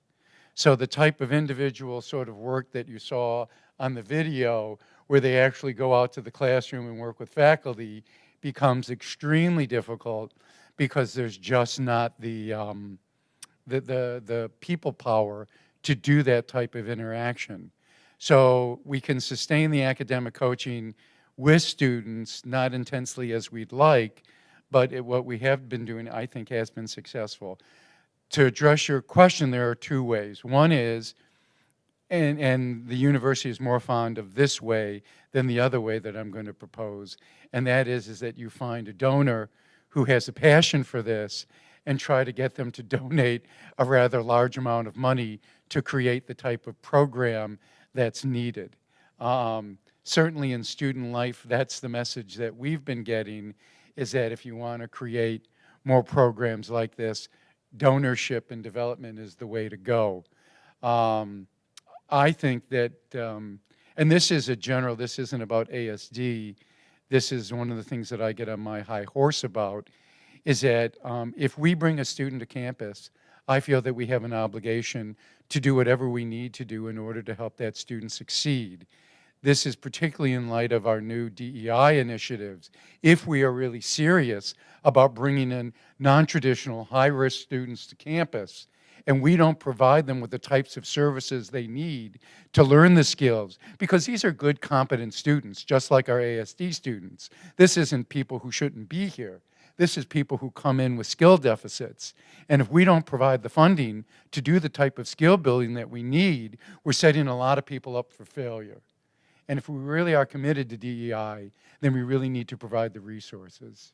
And that's really the second way, is that we just make a commitment to all students, not just students on the spectrum, but all students who need these services.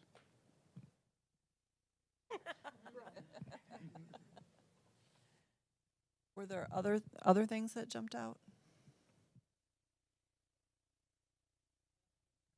I don't know if it's necessarily jumped out, but a thought that I had as observing the video, just thinking about our institution and the size, the scope, the number of faculty, the number of courses that we have that sometimes do have larger numbers of students, and just how receptive they would be to taking the additional time to learn how to work with students. And from your observations, if you've seen faculty in general are pretty open-minded to that and encouraged by that, or if you found it to be as the students are more coming in identifying this way, has it been more of a challenge to get faculty to kind of change their approaches?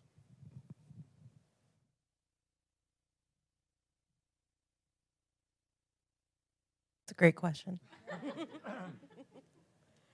I can speak to that more from a general mental health perspective. I'm a social worker at UHS, so I work with a lot of students who are grappling with mental health concerns and or are on the spectrum and or are considering for the first time that they probably have ADHD but have never been evaluated.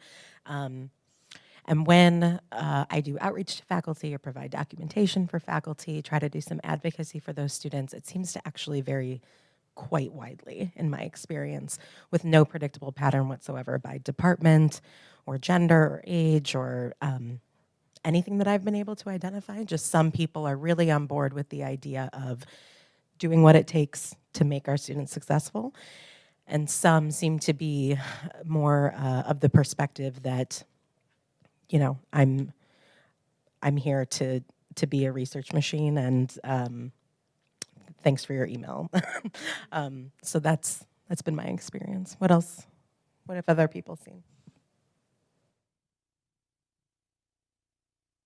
I would have to agree. And based on my work in SSD, some faculty are wonderful and some don't want to hear it. And I guess my dream would be that we do a lot more outreach and faculty education, but I don't know how to do that. Or just general population education. It's like, where are the PSAs? Where are, it seems like we used to see public service announcements. Disability is so misunderstood. And I'm always asked, what do you do? How do those kids get into the U of M? I mean, they don't understand disability. And now I'm at the medical school with a big DEI initiative. And unfortunately, I mean, it's no better. I mean, we're letting them in, but we don't really know what to do with them. So we have a big communication issue, I think, if anyone has good ideas. And Charlotte, you know what to do. The issue is getting the permission and the ability to do it, getting the access we need. All of us know what to do. It's just getting that access. I mean, the committee itself, any one of us could be more than happy to go speak with faculty or departments or whatever. It's getting that access. I was asked to speak at the medical school, just an example. And I had good attendance, and they were really receptive. And at the end, the question was, so what kind of cures are on the horizon? So much for the social model. I would echo the comments that were made from UHS and other offices. Tony and I see the same thing in LSA advising on the Academic Standards Board. We work a lot with faculty on student cases where the students are struggling for one reason or another, and it runs the whole gamut. Like you've said, some faculty are very receptive, want to do anything they can to help, and others are resistant to that. One of our frustrations is that the way the faculty culture is here, there's very few things that are required for faculty. There's very few things that are, mandatory. And so it's difficult to provide the kind of training that a lot of them should have if it's optional for them. So that's a frustration that I have. Just one thing following up that too. So I'm a clinical psychologist over at Mary, and my partner. Oh, sorry, Mary A. Rackham Institute. So I'm providing clinical assessment and psychotherapy services. So my partner is a tenured professor here at the university as well. And I'll say in terms of this discussion as well that it seems to be focusing mostly on undergrad. And I will say that, as you brought up with medical school, it is not just at the undergrad level. I actually think that there's a pretty, and talking about mental health problems, which you really know, Diana, at the undergraduate level, but also at the graduate level, that there's a lot of mental health issues. And I think that there's also, and I like your comment about kind of public health, because I think that there is significant misunderstanding, especially about autism, but about other things as well. And as I do autism spectrum disorder evaluations with teenagers and young adults, and a lot of times I'm giving a first-time diagnosis to someone who is 16 or like 25, and that people are like, well, that doesn't really fit me. I'm not like that. And for those of us that are older, like that Rain Man idea, that like that is kind of what is in a lot of at least the like over 30 maybe population's idea of what autism is. And that's like the tiniest little sliver, and not knowing that it's just out there and that it is this whole spectrum. And I actually think another thing that's contributing to all of this, both on the student end and the faculty staff end, is stigma. Not only a lack of understanding, but actually like a negative emotional reaction to disability. People with a disability can't get into college. They couldn't get into medical school. They couldn't get into graduate school. And I would say, yeah, they do. Look around, because that there's a decent population. So I think the other thing to think about is, again, like, how can there be? Because I think there has to be a culture change to a certain extent to reduce the stigma and to make it so that people will access services, so that faculty and staff will be more open to it instead of just saying, well, they do the work or they don't do the work. And again, that there's more than that.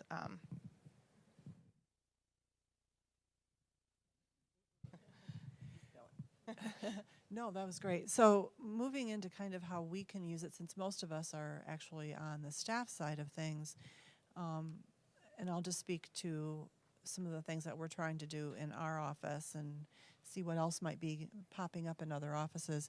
Trying to get staff to move away from the thought of they and them and into we and us. Students can struggle for a whole lot of different reasons, and trying to be more inclusive in our language and in our approach to things. So one of the things that we did is kind of speaking to the universal learning concept was that we have now contracted with Financial Aid TV, which is a third-party vendor, and they've created videos that help to explain financial aid processes, because financial aid is very nuanced, and you might think you're asking the same exact question that you asked last semester, and you now have a different answer for that same exact question, when in fact you asked something very differently, or it's a different time of the year. So trying to provide that information to families and students in a different way. And the other area that I don't have an answer for but would love some answers is trying to separate the parent connection. And it I think to some degree stems from, I need to protect my child, I need to work on their behalf, but not really allowing that child to then grow into taking on some of the responsibility. And as staff, we're very limited in what we can discuss with family members without the FERPA release, and on the medical side, HIPAA. And how do we help our families, kind of our students, grow? So.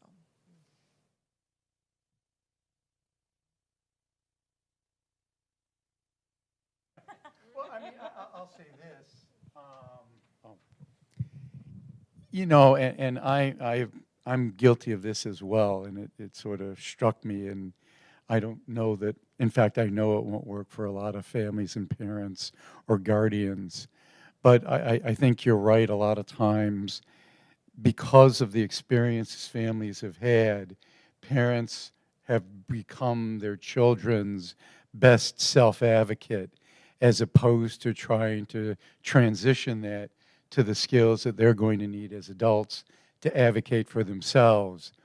And what I try to point out to parents, particularly in my own clinical work, is that while your motives are pure, the result tends to undercut what it is you really would like to get. And what I mean by that is that all of us as parents want to protect our children as much as we can. And a lot of times we will do things for our children, not because we don't think they're capable of doing it, but because we're trying to save them, protect them, make it easier, quicker, whatever. And I think, unfortunately, the message that our children receive is, I'm not competent enough to do this, so the best care is given to you, and the best care is not given by you. And I think that's a very dangerous message that leaves our children feeling more incompetent, more depressed, and more feeling like they're really not able to do what it is they really need to do to be their own best self-advocates and to lead a better, more independent, fruitful, satisfying life. And to that too, I think that, so when parents are perhaps, what I talk about is, it's so important you have to give them space and support so they can learn to do the skill on their own instead of learning that they have to depend on you to do it for them. Because then they will be in your basement at 30, which is what you're afraid of, which is why you're doing this in the first place.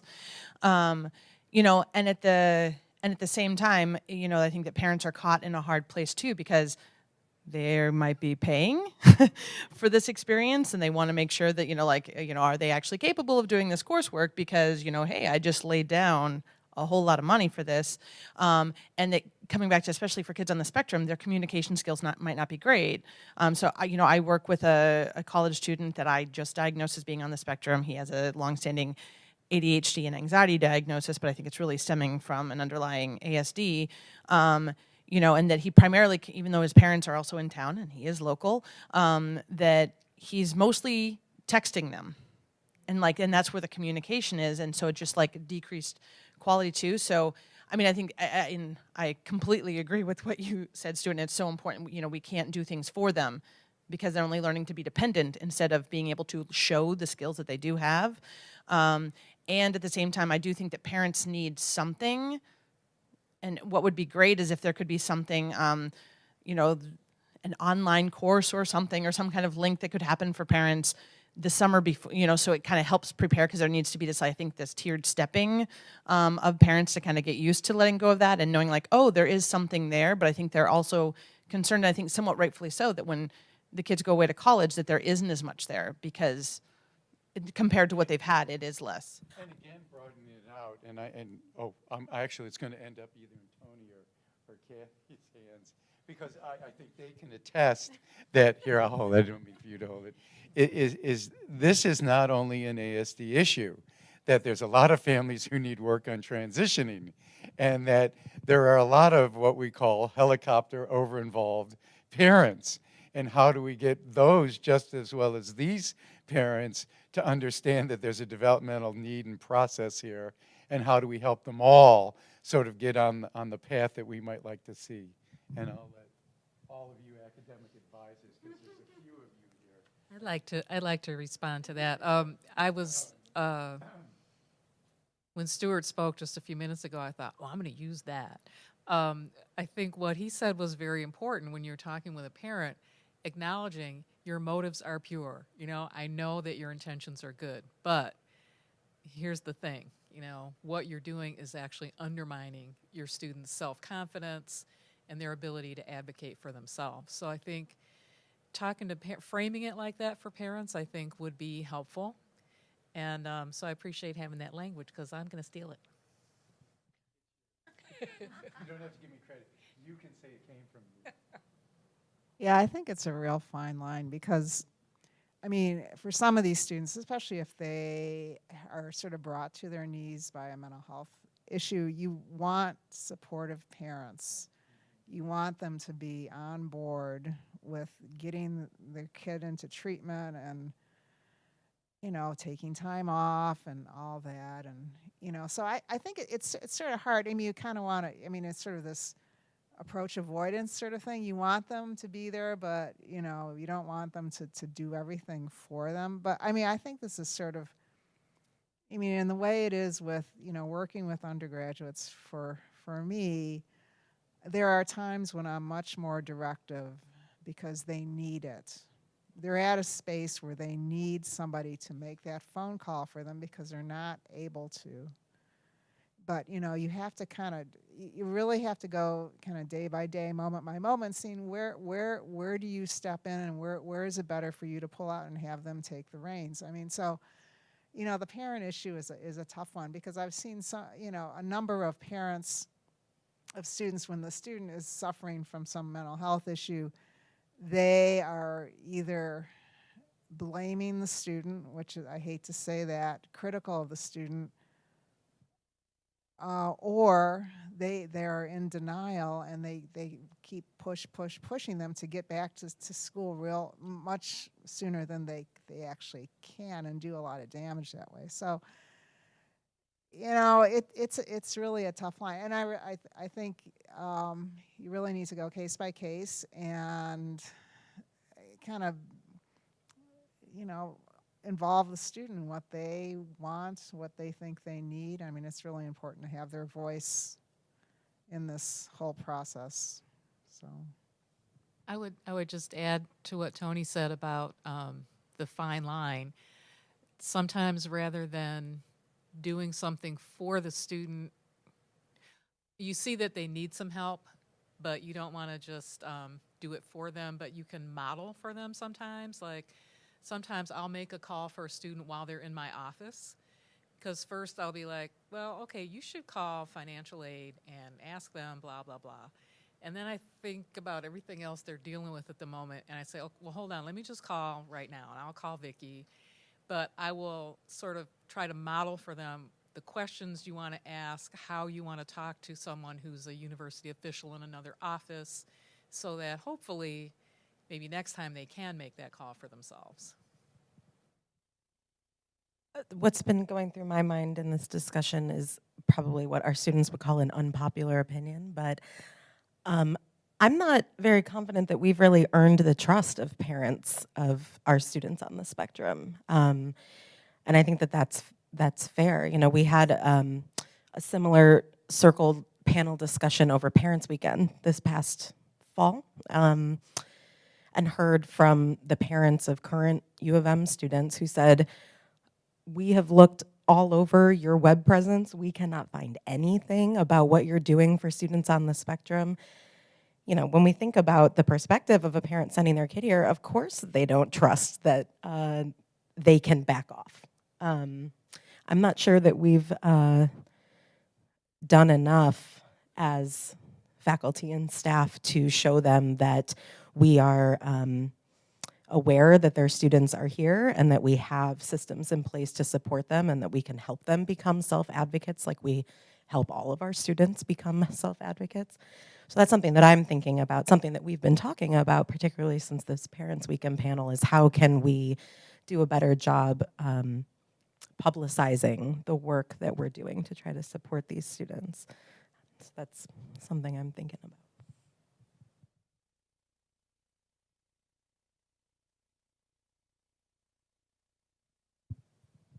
What kind of barriers have you run into when you're working with a student who might be on the spectrum? Or have you?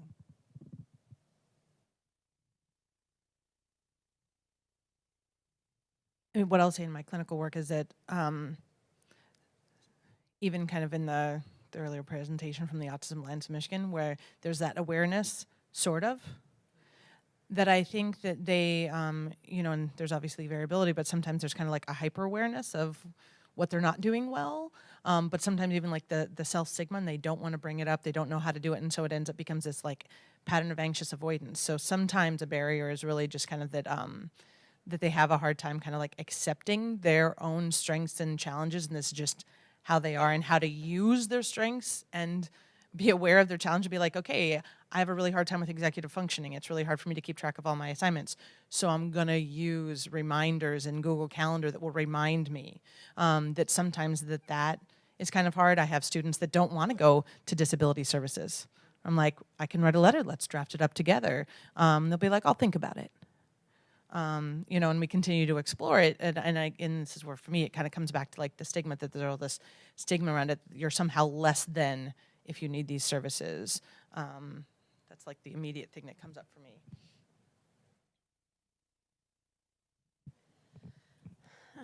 So I think a barrier in just supporting students and working with them both in a conduct process, but also just in our residential community is, I think, just stopping and asking the questions. I think we are like constantly just like churning through things, concerns, issues, needs, and it's helpful reminder for me to just not assume and to check in. So I think about the student actually who was present at the panel with his parents, who was in a single and said, this is super helpful for me to just like be in my space in a single, but I'm further isolated, and how can I get a roommate? Can you help me get a roommate? And my assumption was, oh, well, don't you want to, I thought the single was like the dream of all college students, was to live in a space by themselves. But for him, the challenge was actually it's even more difficult for me to connect. And so whatever can be done to help facilitate that connection is actually what would be the most beneficial to me. I can, you know, deal with my space. But what are some other things that you can do? And so I think asking the question and then working with our staff to help train them to ask the question or just assess in a different way, not assume, but just check in is something that we can certainly do. And then I agree about the proactivity piece. How are we signaling to folks? This is a place, you know, where you will be here, you can be successful, you will have challenges, and people exist to help in some capacity in those spaces. And then also, just because I'm from housing, on behalf of housing, I brought magnets. If anyone would like them, you've been seeing me play with them in my hand, so I'll pass the mic and the magnets if you want one.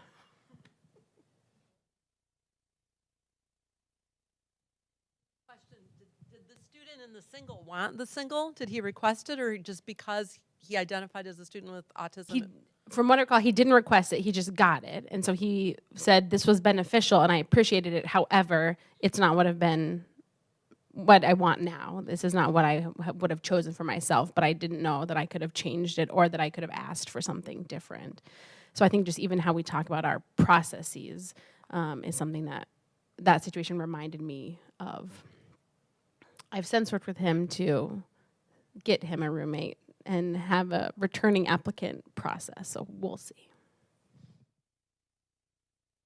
Well, the coaching thing, because I worked as a coach in SSD, and we always had a waiting list. And I would have faculty call from across campus saying, I have a student who doesn't have a disability, but can they come see you? And unfortunately, because I always had a waiting list, it was only for students with disabilities. But that's something I think could really help, because then we may be getting those students who do have disabilities who don't want to disclose, but if they could see a coach in another setting. And I think it was relational. I would see the same people week after week, and I really got to know them, and many of them have stayed in touch with me, even though I don't work there anymore. I think that would really go a long way, just having people that they could talk to, and then as the coach that's not in disability and the trust, you may be able to say, hey, have you thought about going to SSD? You know, they're really nice folks, but who's going to pay for that? It always comes back to... It does, and I'm sitting here listening to all this. The word that keeps sort of circulating in my mind is this notion of balance, and I'm not saying we do it right. I think we could do it much better, but and everything is different. So it's hard because families come into the university, their students are all different, and they come in with all different expectations. Now, what are reasonable expectations? What is it reasonable to expect that your son and daughter, given whoever they are, what are the resources that you think that are reasonable and appropriate? And then the institution's answer to that may be far different. And in that gulf, there's a lot of mistrust, and so then you ask, well, who's responsible? Is it the family's responsibility to sort of see what institution are they going to? What is it that particular place is going to provide? Is that enough for my student to be successful, or do I need a different environment? And when I talk to families about their transition to post-secondary, and as they look at different colleges, really that sort of developmental concept of goodness of fit. What is it that my student needs? And is this institution going to give them that whatever, that structure, those resources, those needs? And really to try the best place where is going to be that goodness of fit. And sometimes, for some students on the spectrum, it may in fact be Michigan, that whatever limited resources we have fits their needs. This is where they're going to be happiest. And then there are times when families may have expectations that not because we don't want to, we just don't have the resources to meet them, and they're going to be chronically dissatisfied and feel that the institution is doing a poor job. And in some cases, I think they have a point. In some cases, I'm not so sure. But how do we balance all of those competing needs? And if we all are all in agreement that there's more resources need to be put into particular areas, how do we get those resources in those areas to meet those needs?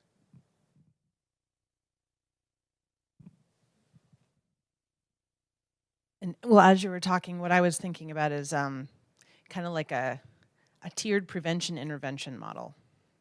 And it made me think of, there's a Triple P parenting program, which is a parent management strategy developed in Australia. In Australia, they had these funding. So again, I don't know how feasible this is, but where, it's kind of that kind of public health type things that were out there for everybody. And even on their public television service, they would have these programs so parents could watch it. And then, kind of for kids that needed a little bit more than that, then they would get the next tier of services. And then kids that need more would need the next tier. And of course, a lot goes into the development of that. But I think, and even kind of what I'm hearing too, is really thinking about neurodiversity, right? So beyond just the spectrum, but neurodiversity with ADHD, with learning disabilities, with those with other mental health conditions, with those that maybe come from very rural areas, and so now they're here in Ann Arbor, which seems like a big, huge city, which in some ways it is, in some ways it's not. So there's always an adjustment that happens in the transition to college, and I'll say, and I'm kind of not involved in student life in any way. I don't know what already happens, kind of in that, but thinking about, could there be some sort of tiered system with, that kind of, and probably already, that goes out to some people, and then could that be identified, and if people could check a box online so they're kind of being a little bit highlighted, but not in a way where it's oh, you had this diagnosis, so you're being labeled, but maybe still oh, this might require a little bit more, and then maybe there could be peer support groups set up with some kind of mentor, or even, maybe, graduate students or even advanced undergrads, but think about what are the resources that we have that we could use to kind of make it work a little bit more fluidly. I mean, there is the first year experience, and I'll let people who are more familiar with that talk about it. But I mean, even in the first year experience, things can get much more complicated because, again, knowing the people who run the first year experience, their hearts are very much in the right place, and they want to give the right messages. And I know that there's Relationship Remax and some of the other programs that first-year students really have to take. Well, what wasn't thought about is that, particularly for the students we're talking about, for students on the spectrum to go into a workshop or that's required where they have to sort of, role play. How do you ask for consensual sex, or how do you ask for a date, can be incredibly intimidating and overwhelming, and that we've had cases where students on the spectrum have run out because it just overwhelmed them, and then they got into trouble because they didn't do this requirement that's part of the first year experience. And then we've tried to get involved and sort of tried to get them to see that they were asking something that was really difficult. So balance, absolutely. And for the record, there are accommodations available for folks to do one-on-one coaching instead of going to the big things. But of course, folks knowing that is the barrier, yeah. Do people in the room know about Wolverine Support Network? Is that just quick? Okay, so I've been thinking about them through this discussion. This is this pretty amazing student-led grassroots initiative to provide non-clinical peer support, not necessarily for folks with a mental health issue or a crisis, but kind of coming more from a perspective of culture change and trying to increase connectedness and reduce stigma about talking about stress and mental health issues. And it's a really fantastic model. They've got pretty fantastic, impressive outcomes. And when you were, you've told us over the years about all the ways that you've tried to increase peer support on campus for students on the spectrum, and I'm wondering if just opening up the idea of Wolverine Support Network and maybe changing the language with how they describe it, or I don't know, it's been such a successful model that I'm thinking about how it might be useful to folks on the spectrum who might not see that as their place, but maybe it would be a great place.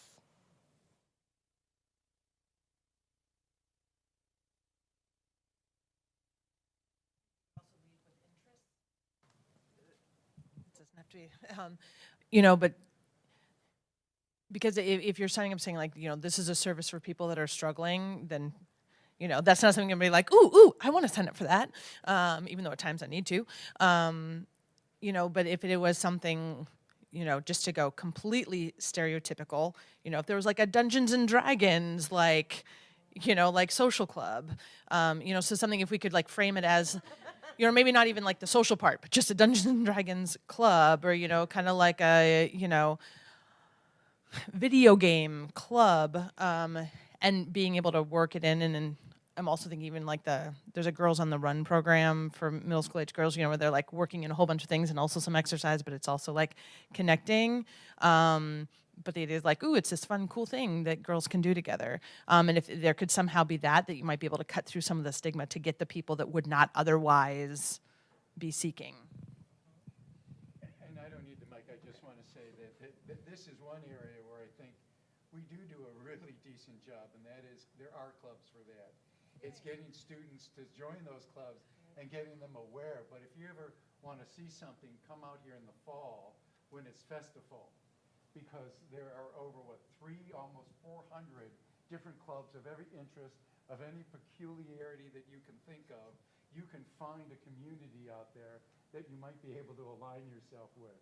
But it's getting students out there, particularly first-year students, to get out there and then take the chance, because it is a risk, particularly those who are more socially inhibited, to sort of come, look at that, and reach out and join a group. Well, just related to that too, and I'm thinking about some of the experiences I've had with my own clients as well, that I actually think that one of the things that is such a strength, but also such a hard thing for here at Michigan, again, I don't know all of the things, but there's so many things.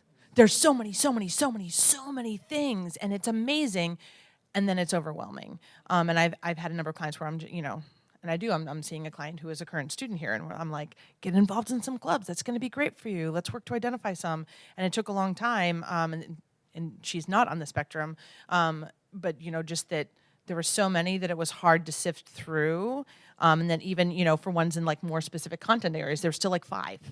And again, on one hand, it really is truly great, but I think particularly when you're thinking about someone on the spectrum or anyone with executive functioning issues, that it could be like all those options can be overwhelming.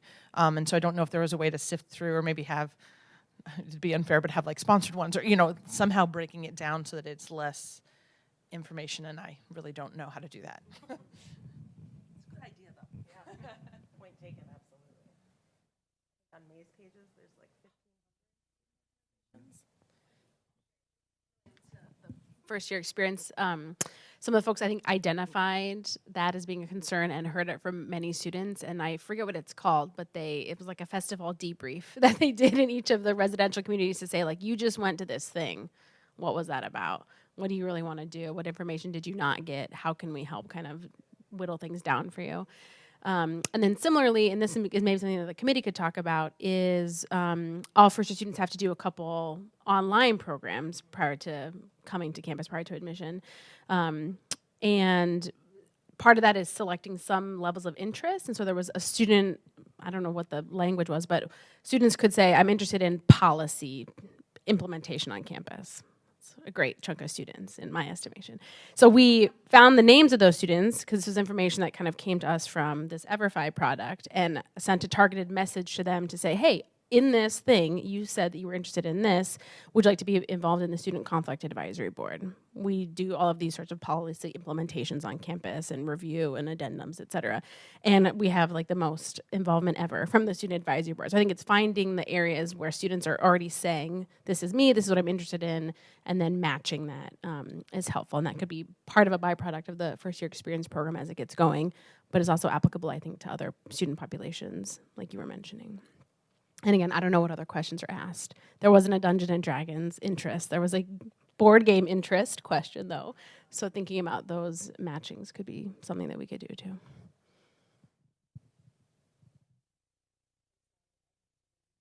Well, thank you. Don't you want the microphone for that? I really enjoyed it.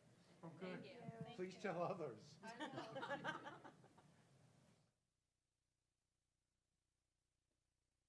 Any other comments before we? If you don't have lunch plans, there's lots of muffins and bagels. You can take some of those, please. Take muffins, bagels.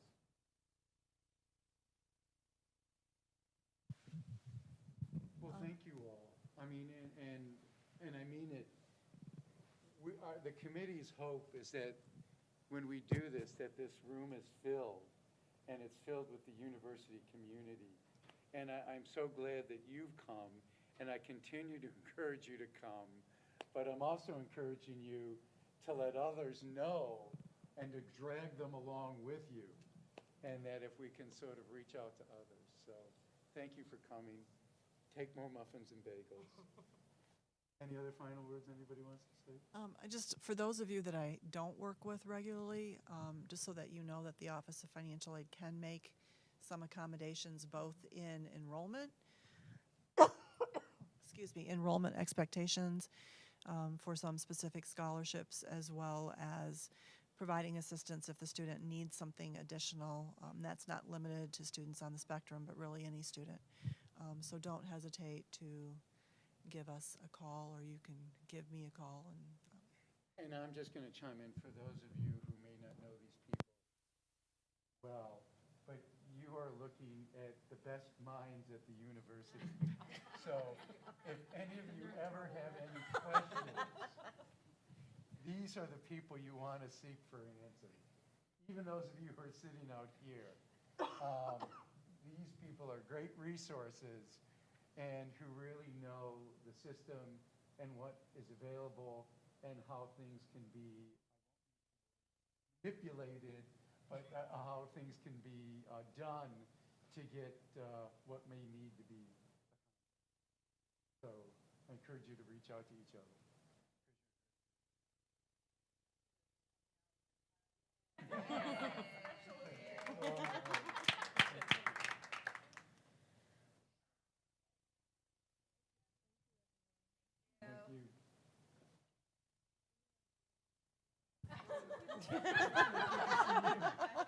Tony's recruiting.